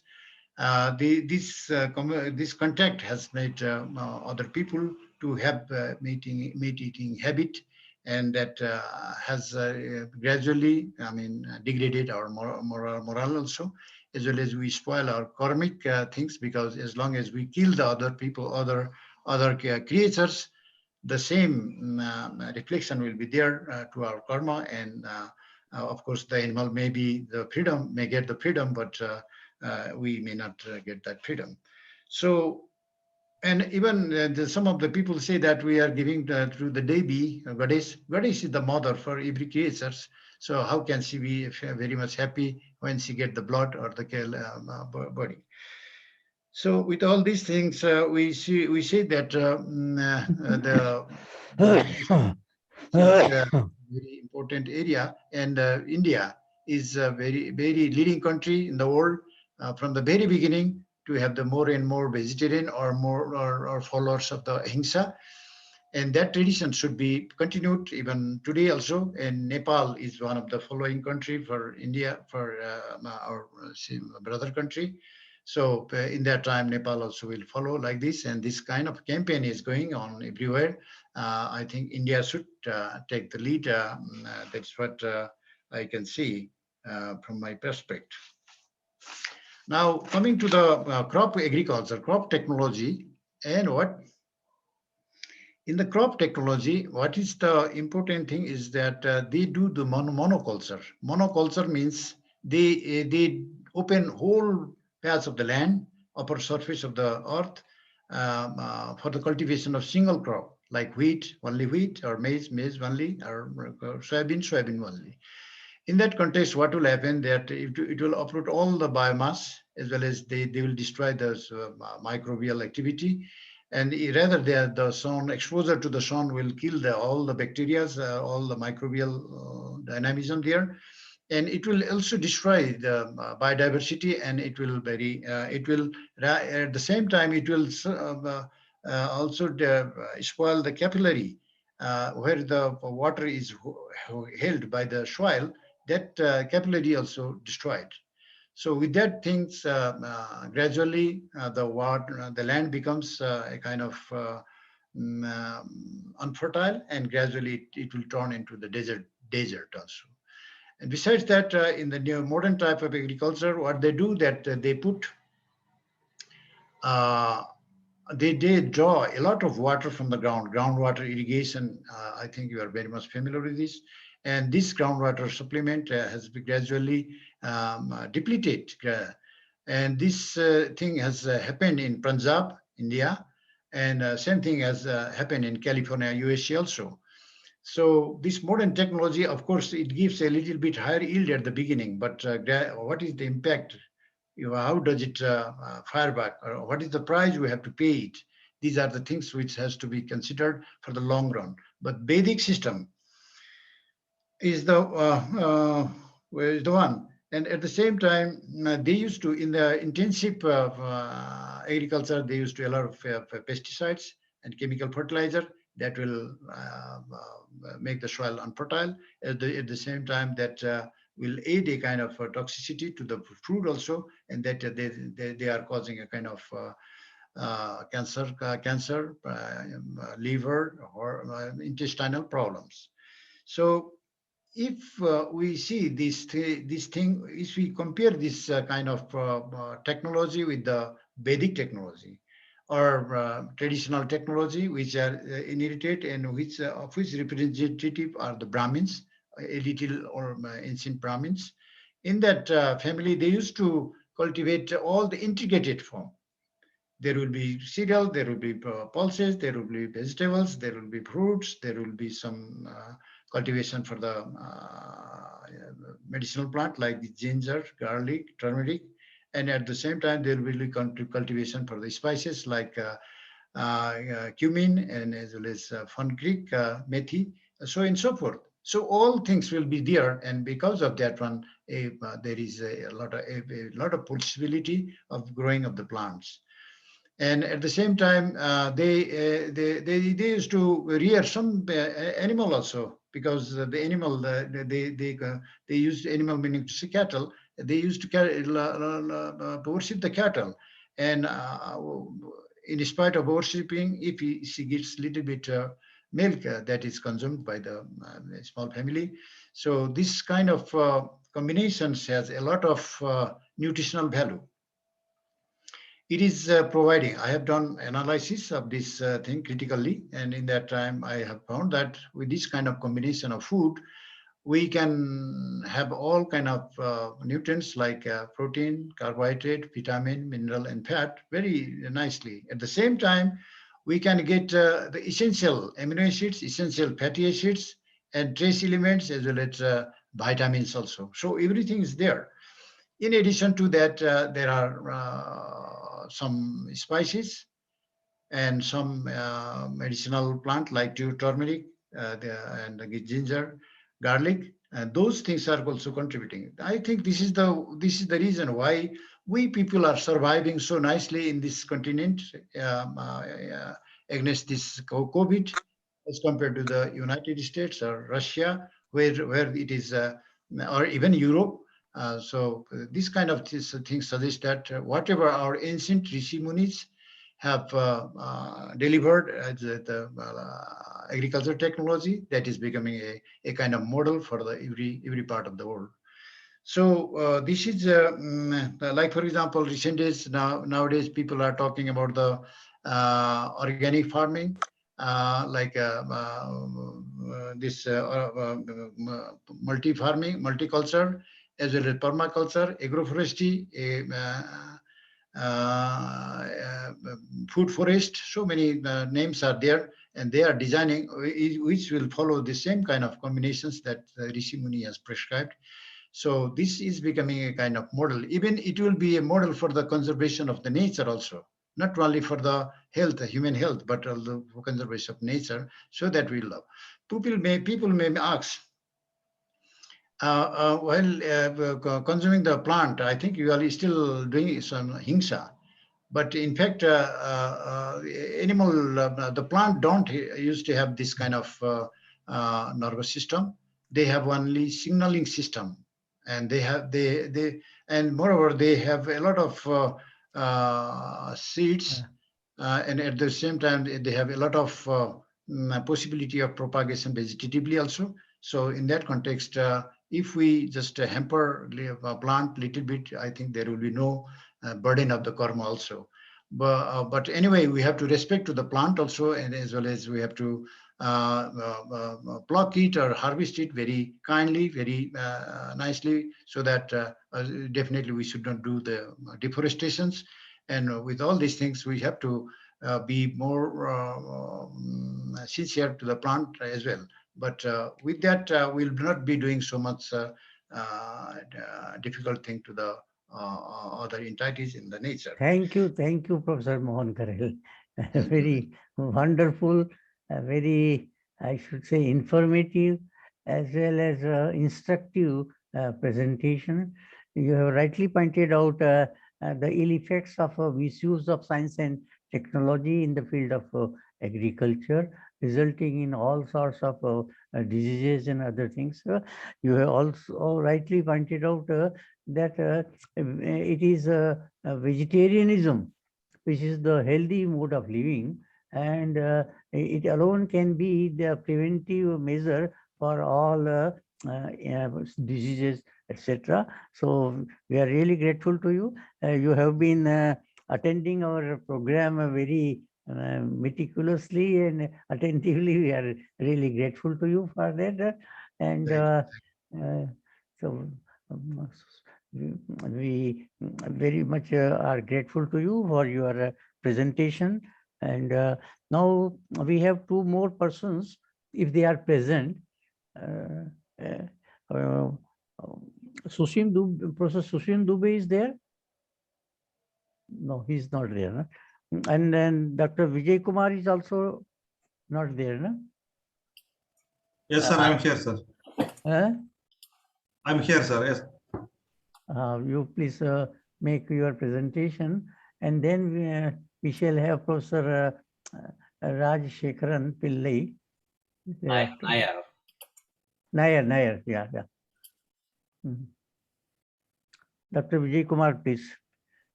Yes, sir.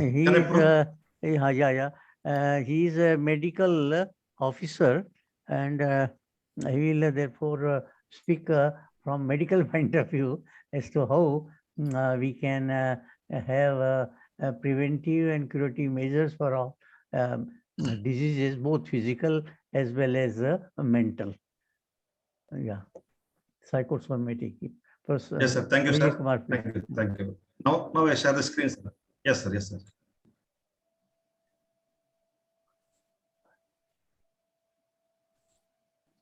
Sir, can I share the screen, sir? Yes, you can. Yeah, you can. Yes, yes. 15 minutes, please. Okay, sure. Okay.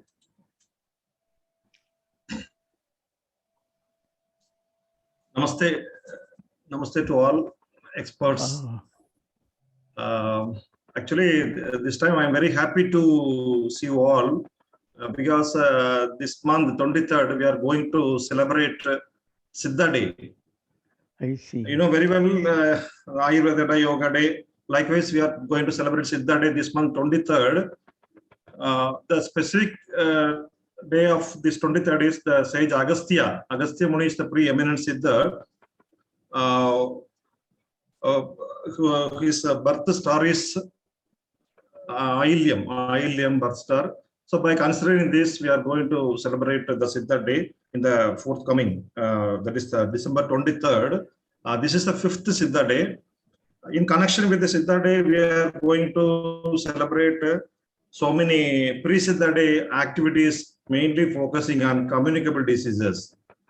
Because this time we are selecting the theme, the management of communicable diseases in Siddha. That's why we are conducting so many seminars and awareness classes among the public.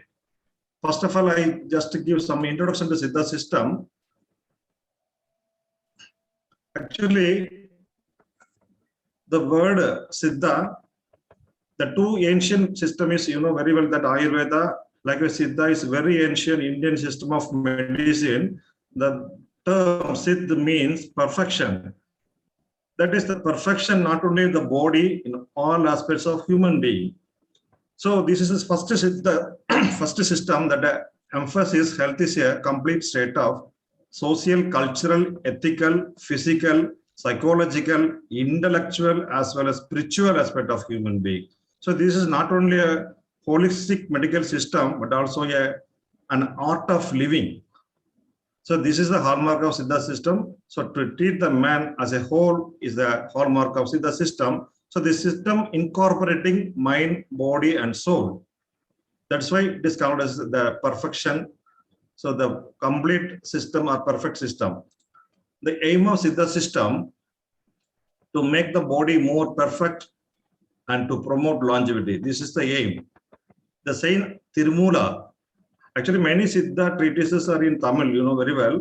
So in Saint Tirumula, this Tamil verse mentioned that Udambar Azhiyin Uyirar Azhivar, Tidambada Meññanam Thedavum Maatar, Udambai Valarkum Ubayam Arindhen, Udambai Valarthen Uyir Valarthene. So the meaning of that verse is destruction of body leads to destruction of soul. So attainment of salvation is not possible. So learning the process of body care, preserve the body and make soul.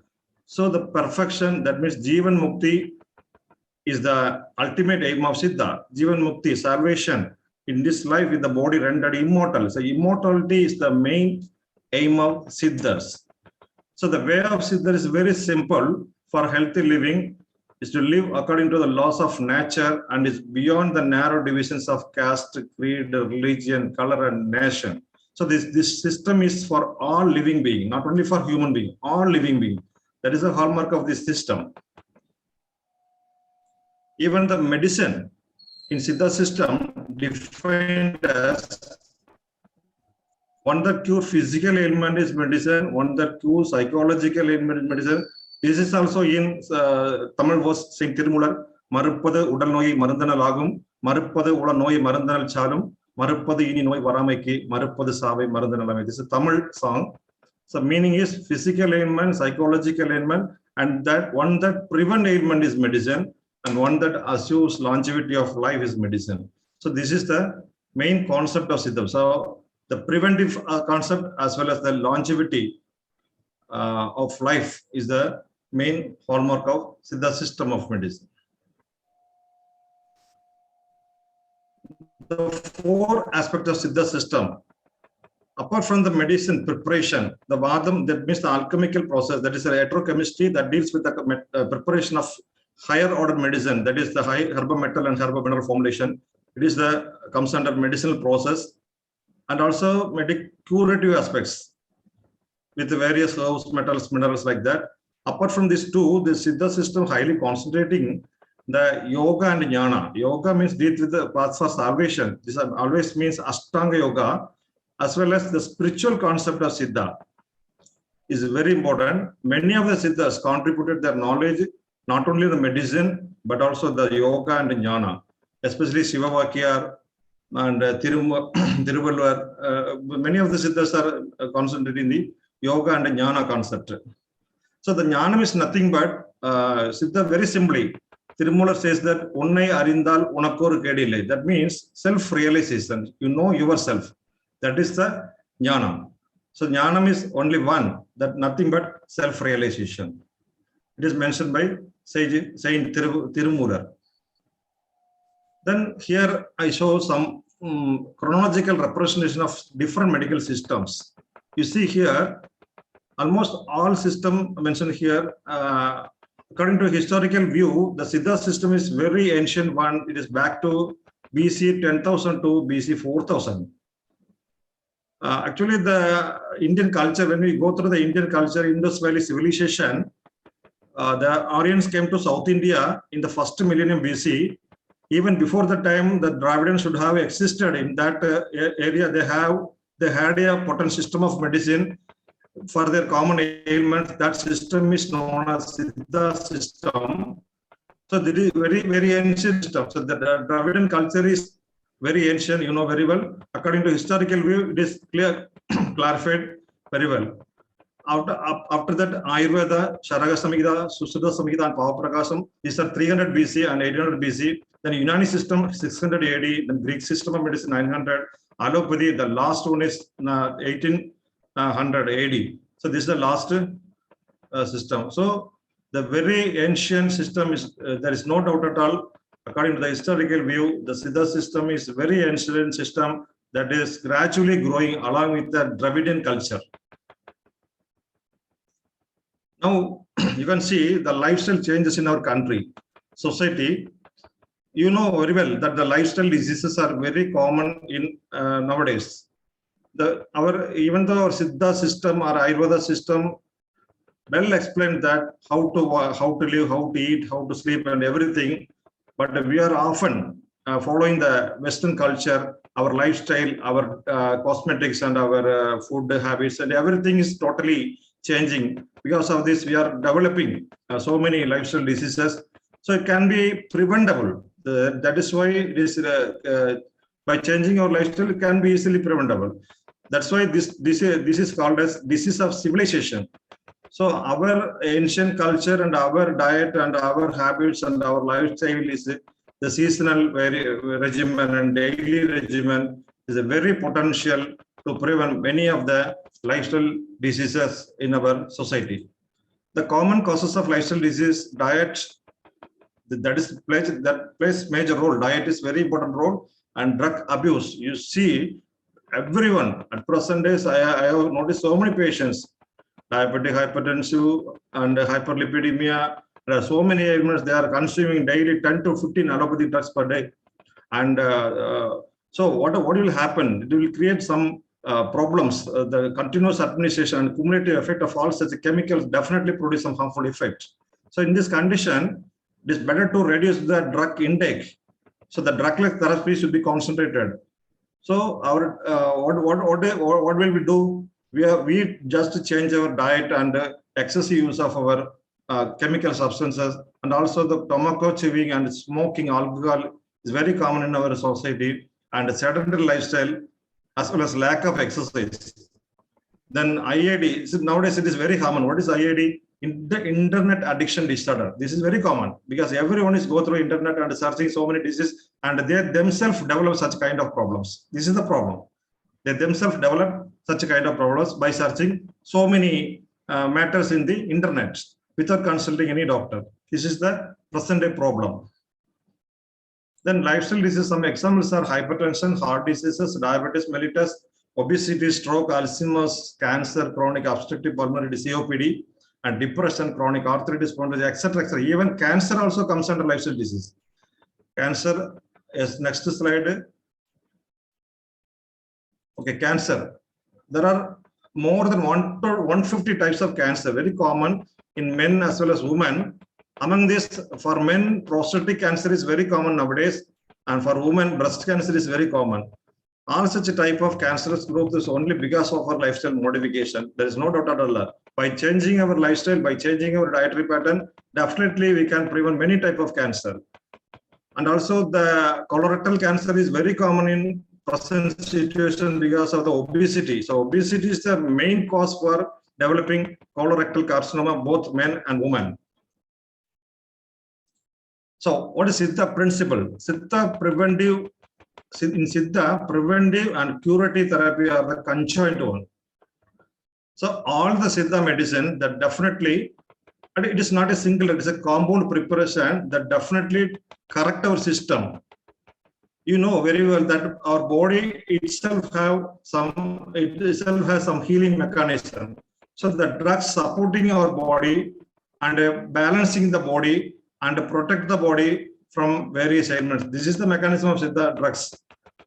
So some preventive methods or preventive measures which are mentioned in our Theran. Theran is a preeminent Siddha, and his treatises well describe that diet and dietetics, bathing and sleep, sexual activities, daily and seasonal, everything is clearly mentioned word by word in the Siddha textbook. So among this, diet plays major role. One should take proper diet in proper time with proper quantity and proper balance of all 6 tastes. Definitely no need of worry. This is the hallmark of Siddha system. So mainly concentrate in the diet.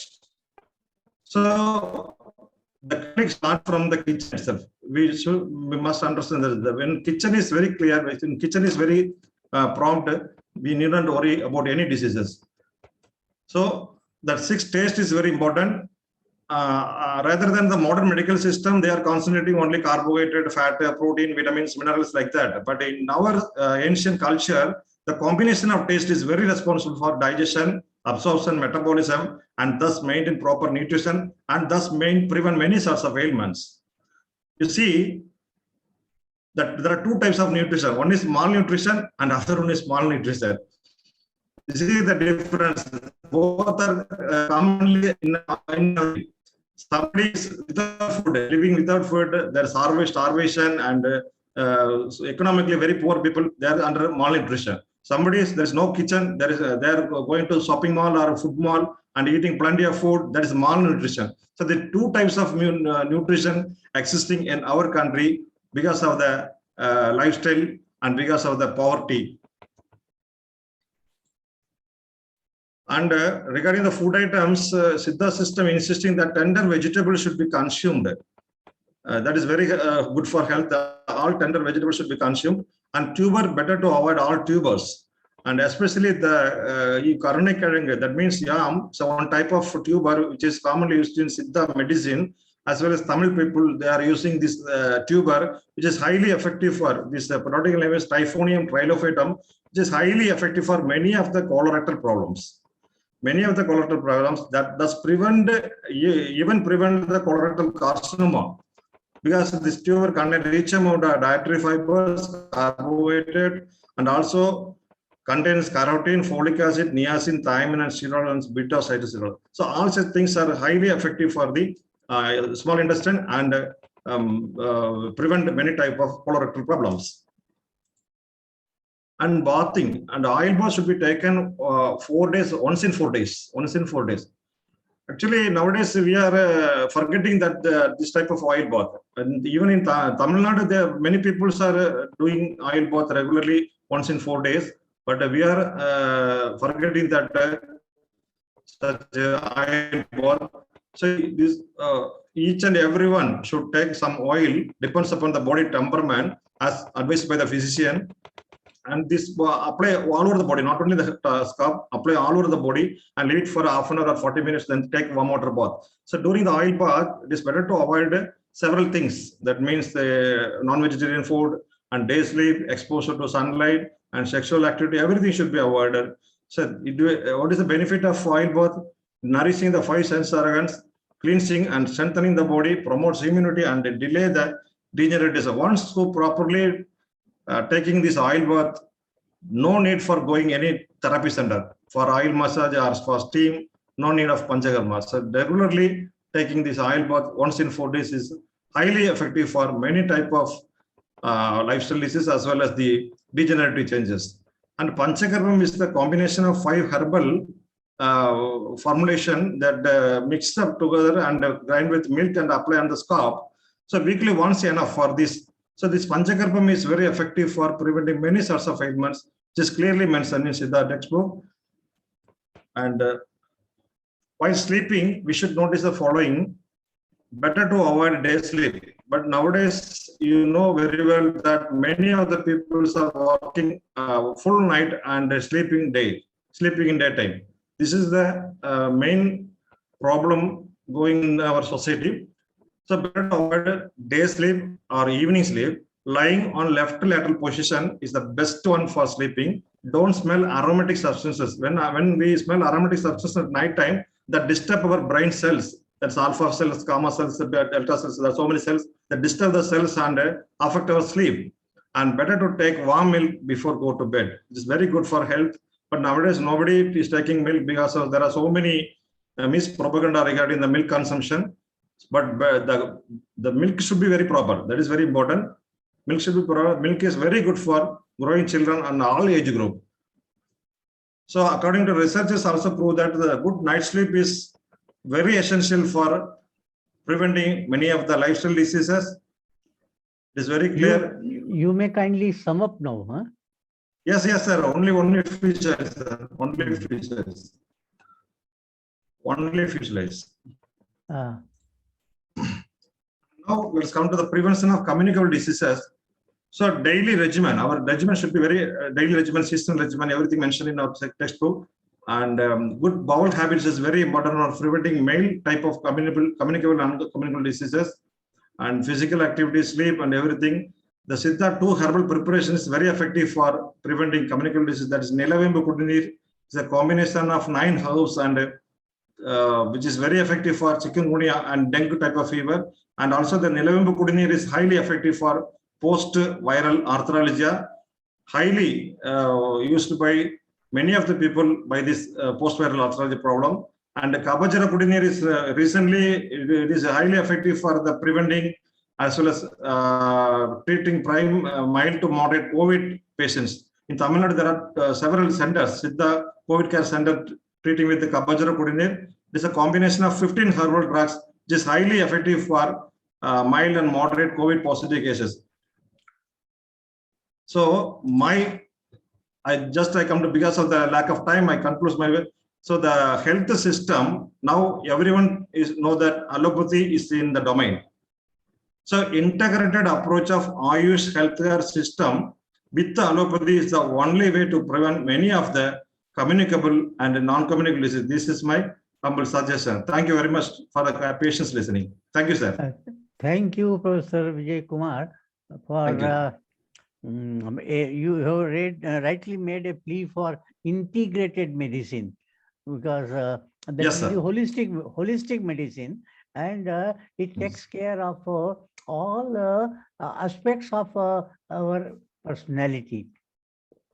And you have also pointed out rightly the importance of Siddha system, which is a very ancient one, but quite potential in preventive as well as curative ways. And we are thankful to you for a very informative presentation about the Siddha system. And it provides a healthy way of life, in fact. And therefore, it is useful. But it has to be combined with other systems. Then only its effectiveness and utility can be ensured properly. We are grateful to you for this very nice information. And now we have Professor K.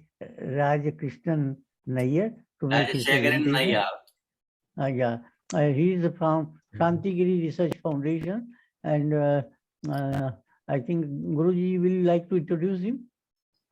Yeah, I can. Yeah, please. So Professor Dr. K. Rajashekaran Nayyar is a principal at the Shantigiri Research Foundation organizations. He's very active. He spoke in our previous events. So Pillaji asked me to put few of the Shantigiri scholars in our event, because it's very important to bring Ayurveda, yoga, all the Ayush subjects to this event, because most of the technology in medicine, it's not new technology. They had the old system, very, very old, that has to be presented to the world in a good way. So I am hoping professors like Rajashekharan Nayarji and Vijayakumarji all bring this value to the world. Professor Rajashekharan Nayarji, floor is for it. Both supplement each other, in fact. And we are really benefited by their presence, kind participation. Yeah, Professor Nayar, please. Thankful to most revered Guru Dileepji, Professor S.R. Bhattji, and Professor Gopinathji, who brought me here, and all the distinguished participants. My task is made simple by Dr. Vijayakumar's presentation.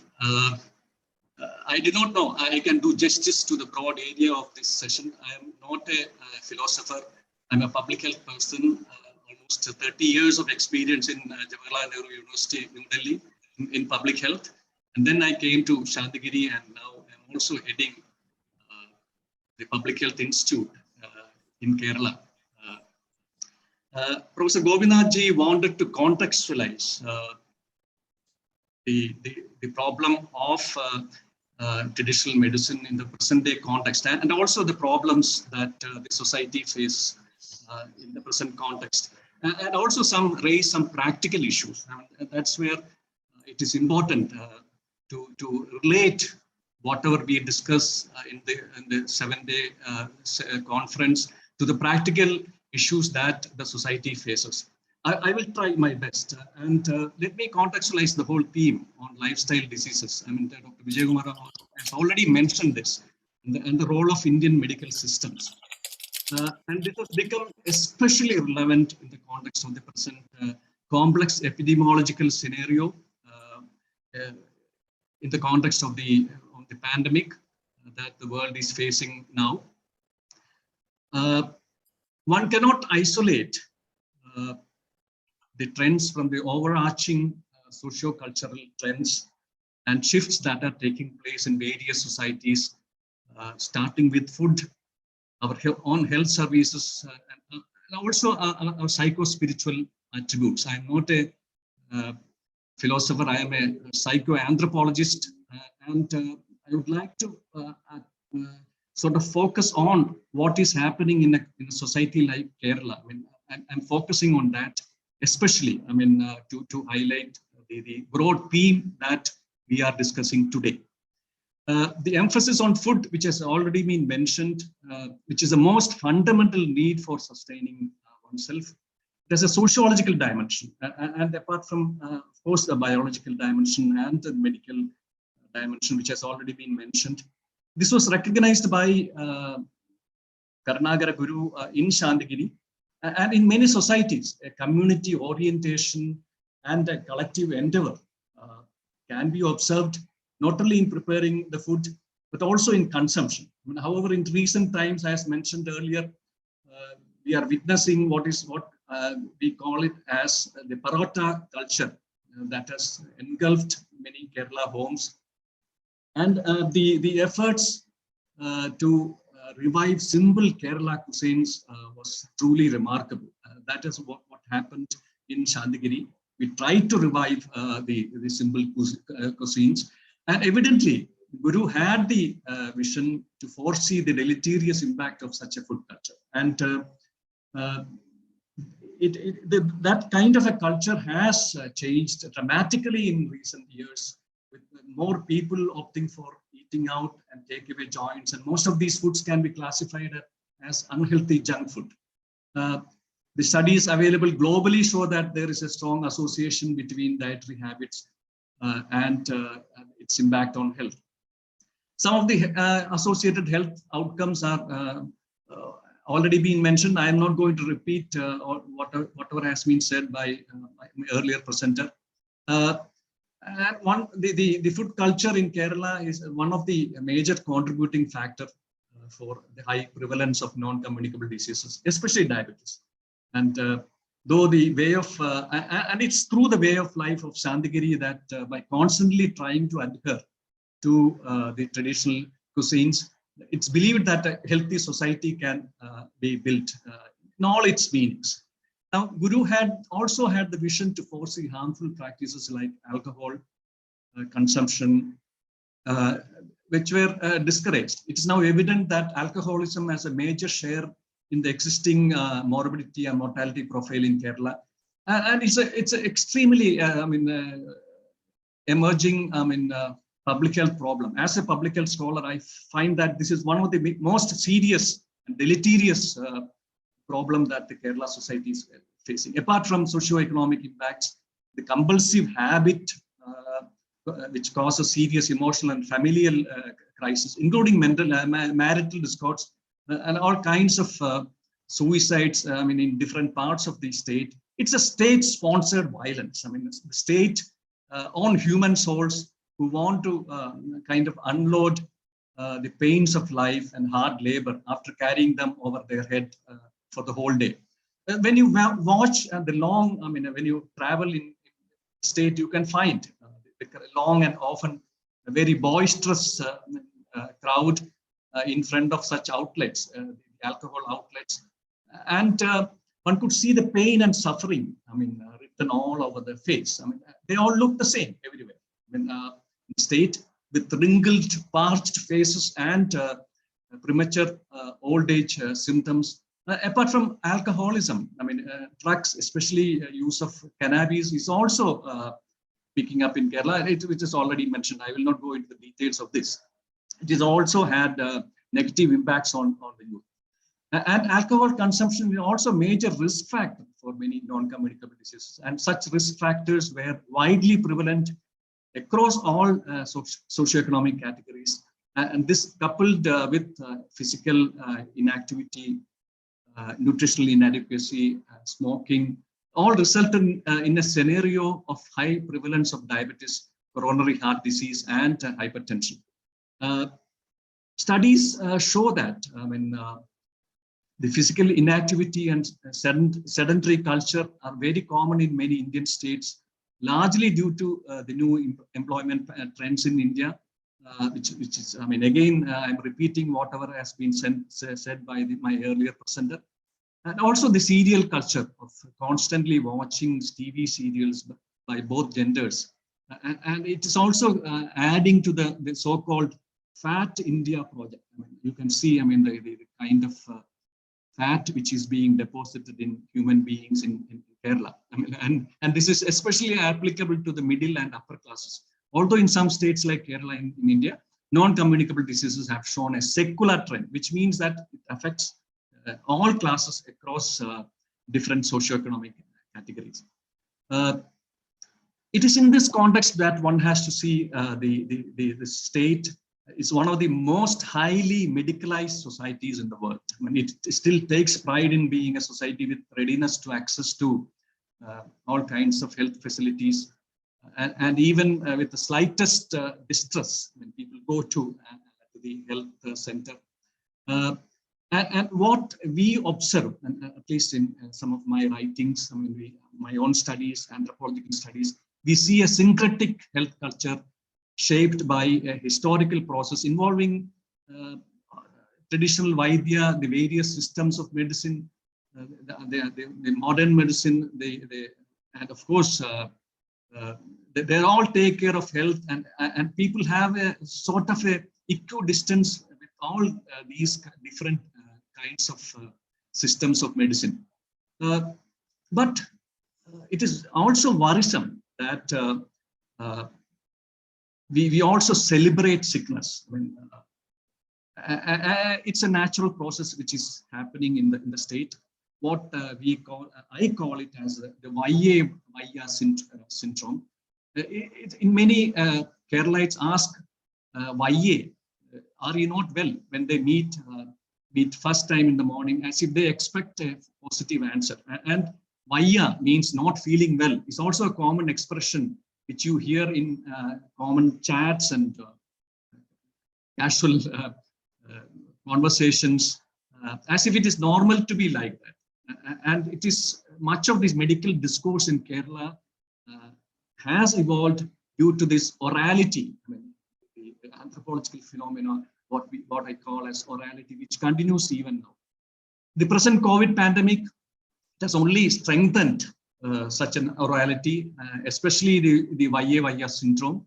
And in fact, the success of the compliance of preventive measures is partly due to such a cultural history. People immediately fall in line because when they are told about wearing a mask and physical distancing and all that, and it's a change towards a more positive popular perspective, and it can be expected that some of the sanitary indiscretions like spitting in public places and they're going to reduce in the future. At least that is a positive outcome. Now, the emotional impacts of the pandemic, the fear and the panic which resulted from the kind of phobia that resulted from this infections, and especially the fear of death, a form of thanatophobia, and the fear of pestilence. It will persist for some more time. That is my observation. And there is also a fear of the other, an anthropophobia, that it can create new types of social discrimination, untouchability, and stigma. And all these social, emotional, and universal physical inactivity during this period could worsen the already established epidemiological pattern. And this is what we see from a public health point of view. And when such infections strike the families, and when the modern medical systems fail to address the after effects of such epidemics, people lose faith in medical systems and tend to experiment with other ways of cure. And some preliminary studies reveal a pragmatic and informed decision making based on the level of suffering they experience in order to alleviate the symptoms, in order to address their problems and the after effects of the disease. And a lot of people are moving towards the traditional systems of medicine, and social bonding and channels of interpersonal and other communication also got enhanced during this period. And this might have also influenced the positivity towards such systems of medicine. And it is against such a scenario that we need to contextualize the traditional systems of medicine. And of course, this Siddha system, along with Ayurveda, Karnagara Guru understood the need for reviving the disappearing practices beneficial to human beings. And this is based on the correct understanding of a syncretic culture where even mutually opposing trends are allowed to move in a mutually tolerant, acceptable, and harmonious path. And apart from textually oriented medicines, Guru also evolved a number of proprietary medicines, with a correct prognosis of the epidemiological profile. It's almost, going beyond the time limit. Evidently, the interconnectedness between spiritual, physical, and material aspects of life was clearly recognized by the Guru and carefully articulated and implemented at a practical level. And this is the most positive feature of the systems of medicine, the syncretic culture that was evolved in Shadigiri. And of course, the Guru emphatically said that even though the material and spiritual aspects are dualistically considered, does not mean that they are separate. And such considerations are only for the sake of general understanding. He mentioned that the physical body, which is material, is the basis of all spirituality.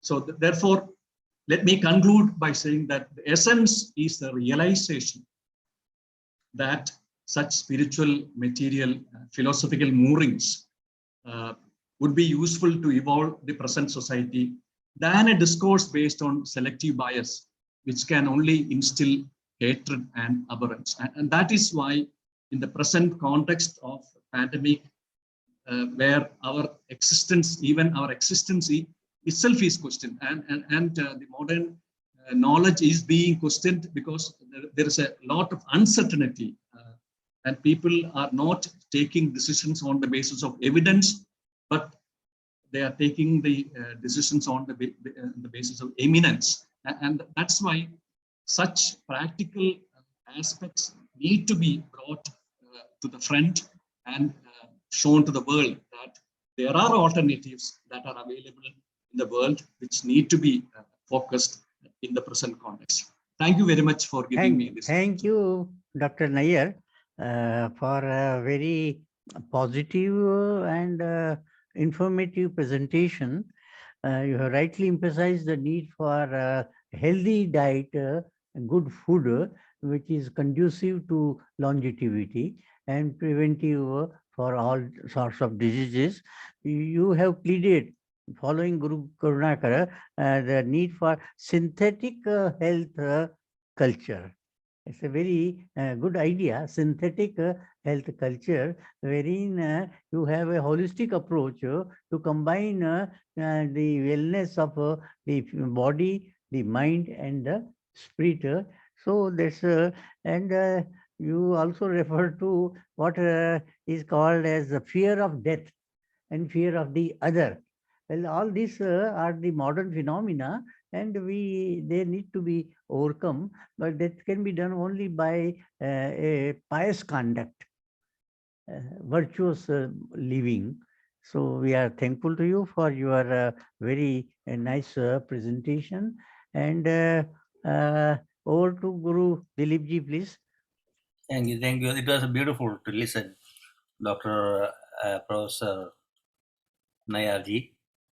I was so happy.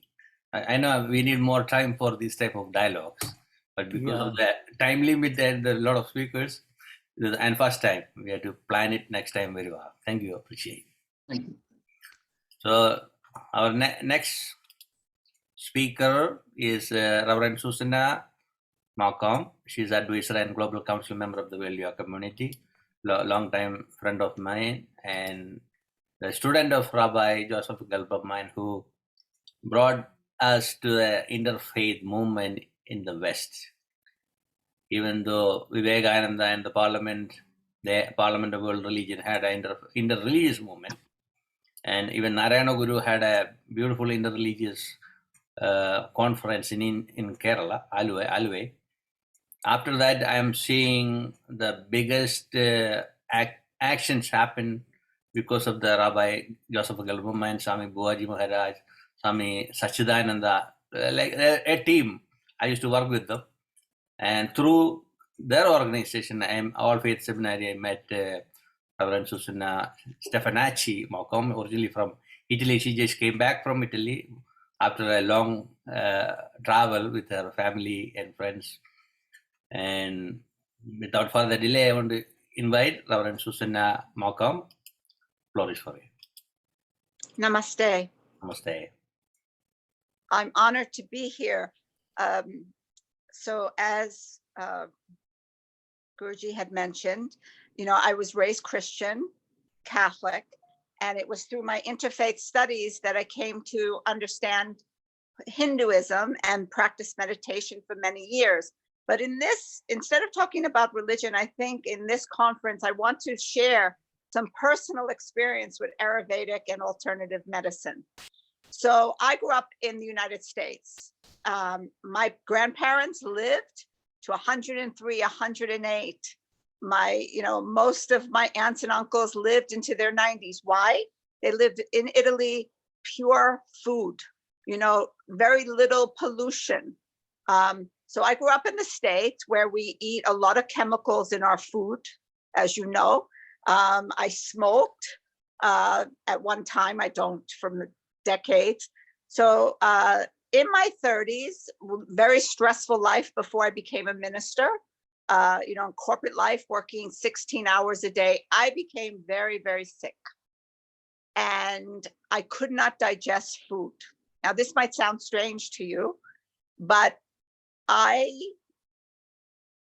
was living for 1.5 years on rice, broth, and chicken. I was losing weight. I couldn't digest. Everything went through me. Now, I live in New York. We have arguably one of the best healthcare systems in the world, correct? We have the most famous gastroenterologists in the world. I went to the 3 top doctors, gastroenterologists. I had every test known to man. They could not find what was wrong with me. They diagnosed me with an undetectable version of Crohn's disease. They treated me with all sorts of medicines you can't imagine, anti-inflammatories, cortisone. Whatever they gave me worked for a while, and I would get sicker. At some point, I really almost gave up. I thought, I'm trying everything. What can I do? And I thought, at this point, I've been practicing meditation. If it's my time to die, I accept it. And I was lying on a couch, and my 3-year-old son, maybe it was 4, looked at me and said, "Mommy, are you going to die?" With such fear in his eyes that I thought, I have to do something different. His fear catapulted me in research. I found an Aerovedic doctor, alternative medicine. I read books. I did research. So the first thing I did was I would meditate. I cleared the stress from my calendar, right? So I cut my workload in half, and I meditated, and I said, I have to bring my body to what I would call a 0 equilibrium, not being stressed by the world, right?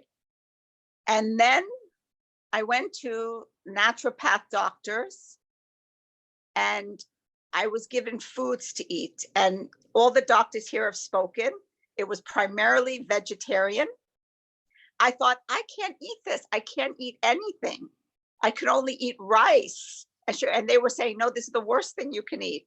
So I was given a list of foods that would be like medicine, to eat those. Foods that would not hurt me or make me better, but you could eat those. And foods you must avoid at all costs. The food you must avoid at all costs were white grains. You all know this. Meat, anything with chemicals. But to get healthy, my doctor said, really try to use this list, the list of beneficial foods. And then there were supplements, all natural supplements, not chemical supplements, oils. I had all these things. So I put myself, it required a lot of discipline. Within 2.5 weeks, this is after 1.5 years of being very, very sick, losing 50 pounds, okay, being so skinny, my skin turned gray. Fat people that my neighbors thought I had cancer. In 2.5 weeks, my symptoms started going away.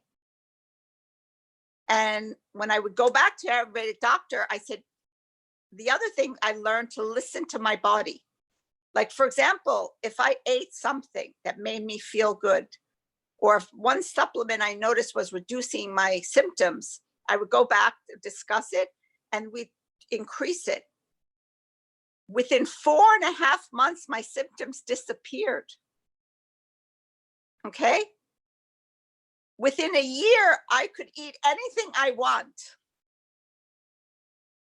Now, interesting, 10 years later, with a crisis in my life, a big crisis, lots of stress, deaths in the family, the symptoms appeared again. But this time, I knew right away what to do. And if so I am a living proof, what Guruji and the doctors here have talked about, that alternative medicine works. And now we're going to fast forward. That was in my 30s.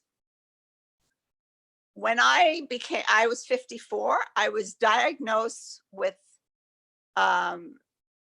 metastatic breast cancer. And as one doctor showed on his chart, it's, you know, the most prominent cancer of women.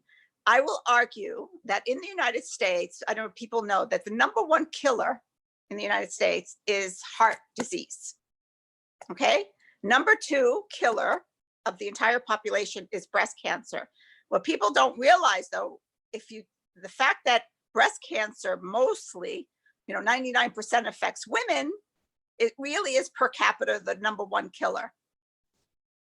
So the first thing I did is, because of my experience, I went back to my naturopath doctor, right?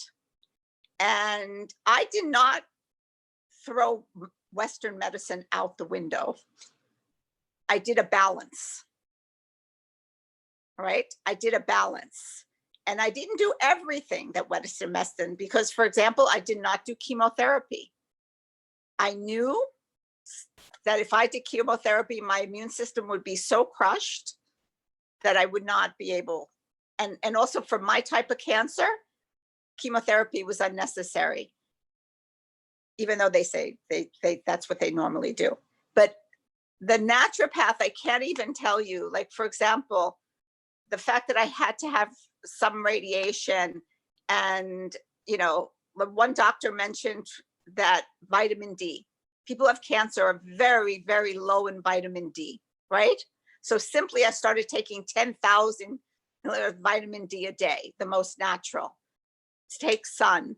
There was just so many things that I did to get better.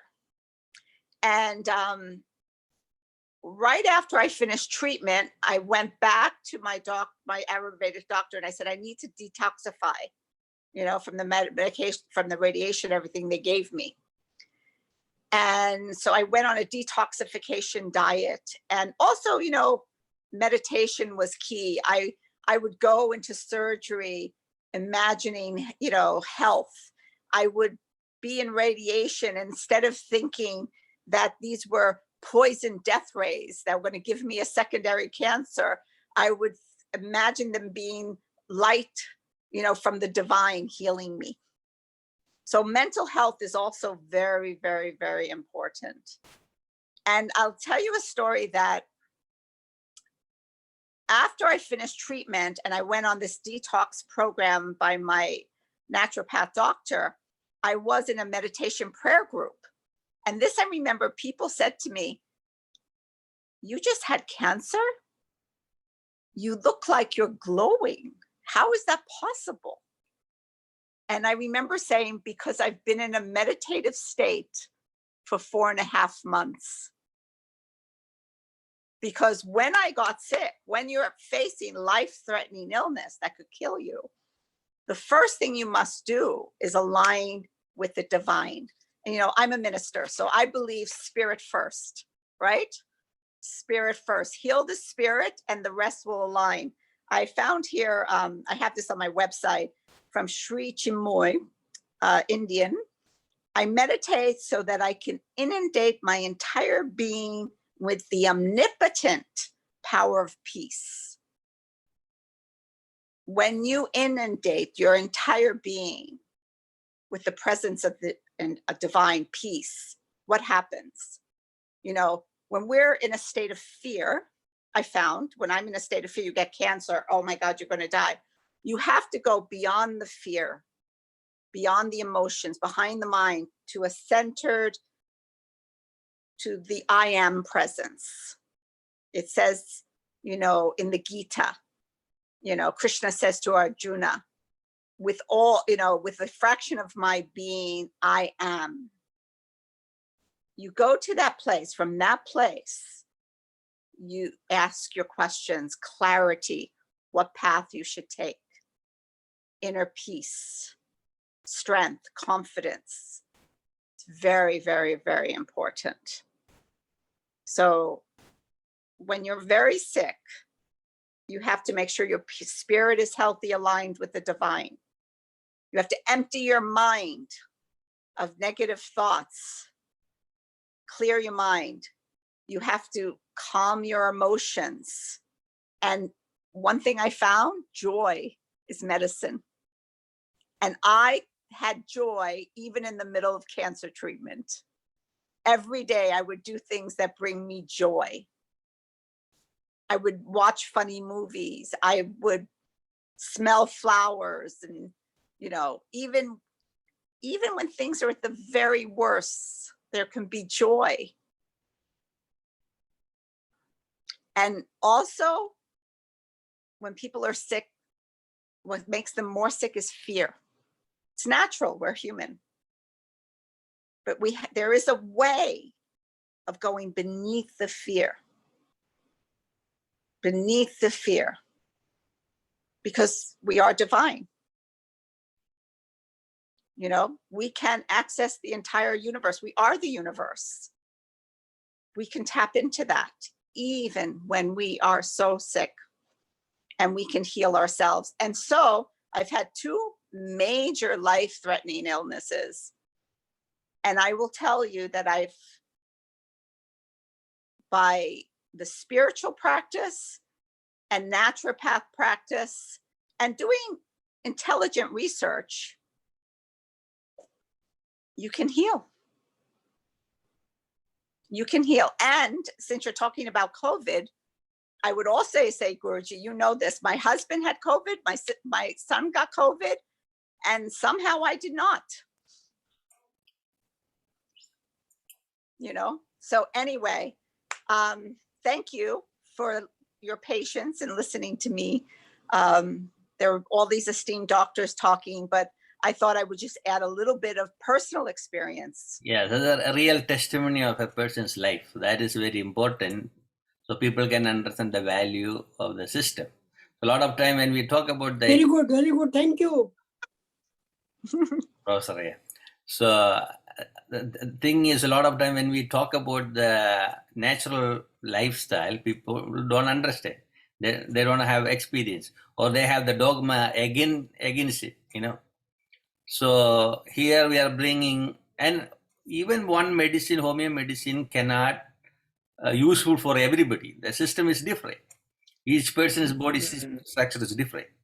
So we have to treat a person in a whole body, in a mind, and separate for the disease. So there are chronic and acute style of treatments. So a lot of doctors, they won't care about it. They go to the college, get the degree, they spend money, so they want to make money. That's the way it is. But when we grew up, I know doctors, they are like a holy teachers. They take care of people, people take care of them. That's the way it was. So life is changing in all across the globe. So we have the Gurukula system to train people. That's the way a globalized system can be implemented, I hope. Guruji, I want to just tell one story. When I had this one supplement, this natural herb that was making me better, I went back to who was listed in New York Magazine as one of the best gastroenterologists in the world. And I told him this was helping me, and he poo-pooed me. He said, you're taking supplements, you're in remission. That's not what it is. And I got very upset. And I said, please listen to me. I want you to help other patients. This is helping me. So he did some research, Guruji, this doctor, and he called me and he said, I learned something from my patients. He didn't know about this supplement. He said, this herb acts as a natural neurotransmitter, slowing down the digestive process. You see? So, but I think more and more doctors, the younger generation of doctors, are learning. Correct. I think it is a meditation which has cultivated in you a positive mindset. And I think that has helped you, because in spite of multiple ailments, you look quite healthy. I do find you very healthy. Thank you. And therefore, it is a positive approach to life. It is. And I tell people, I've heard this many times, how could you say so positive? I said, I choose to be positive. I choose to be happy. Yeah. even during the most difficult times. And you're right. I think it helps tremendously. So I want to clarify one word Reverend Susana used. She's a minister. Most of the time in India, people know minister means a political official with the government. But here is a religious leader who registered with the government. I am a minister, she's a minister. We can go to people's house and do the wedding ceremony, baptism, like different things we can do. We are licensed for it. Correct. Yeah, we're clergy. Clergy, right? So do you have a church also of your own, or no? I don't. I have in the past. I've been part of churches, but I still do many weddings, baptisms, right. Funerals, weddings. Yeah, we have like a few organizations be part of us, but we have our individual activities. You know, so that's what we all do. And by the way, I do many Hindu interfaith, because in the United States, you know, we have Hindus marrying Muslim, Hindu marrying Jain, Hindu marrying Christian, Hindu marrying Jewish. So sometimes as interfaith clergy, I wrote a book on this. I wrote a book that featured 14 religions, dozens of cultures. I wrote 2 books. And so I helped bridge to show them the similarities, you know, and the sensitivities. We're all human. We're all human, you know. In New York, you can see a lot of multicultural international weddings. Yeah. Some events we have like a 5 religious leaders from different faith. They do the ceremony. Yeah. Fun. And also clergy, I've done weddings like where I remember the Hindu family, the uncle was a pundit, but he refused to do the interfaith wedding. So I did it. So we have license for it. Blessing. No problem. Yeah. But we definitely will bring this idea to India too. Yeah. And I will tell you something interesting for the Indian people out there. I've been doing this 25 years, but the first time I remember I did a Hindu interfaith wedding, I explained all the Hindu traditions, because for the non-Hindu family, right? But this is what happened, and this has happened many times. The Hindu family comes to me and says, "Oh, we didn't know what any of that meant. Thank you for teaching us." And I said, "You're kidding. You didn't know what all these things symbolize?" And many of the family said, "No, the religious leaders know. We just know some of the Sanskrit. We just go and do whatever the pundit tells us. But we really didn't know the symbolism, what it meant." Isn't that interesting? All Hindu rites and rituals have symbolic meaning. Yes. And they have a scientific grounding also. Yeah. But many of us do not know about that, unfortunately. Yes. No, this is the way they will learn about what is Indian culture, Western culture, and we can go to the thing what we need actually for the community. So a lot of them sacrifice we cannot support any culture. You see some religious people want to sacrifice other people's life, and they want to say we are the best in the world. That's a wrong idea, you know. Right. Let everybody to flourish together. That's the way it's supposed to be. Actually, there's a word for that in Christianity, and I, being raised Christian, I also think it's a big problem. It's called triumphalism, meaning my religion is better than yours. Absolutely wrong, and the root of all problems. Even Swami Suryananda mentioned, even I don't want to talk about, mention about Hindu word. He want to bring with the Sanatana Dharma. You see in the second line, we have very clearly wrote in our flyer, because otherwise people won't know what is we are going to do it. If we say Hindu, they know, right away they know. Then we explain this one, so they get the idea. Otherwise, people may think we are a political movement. We are not. Not. The word Hindu is not popular.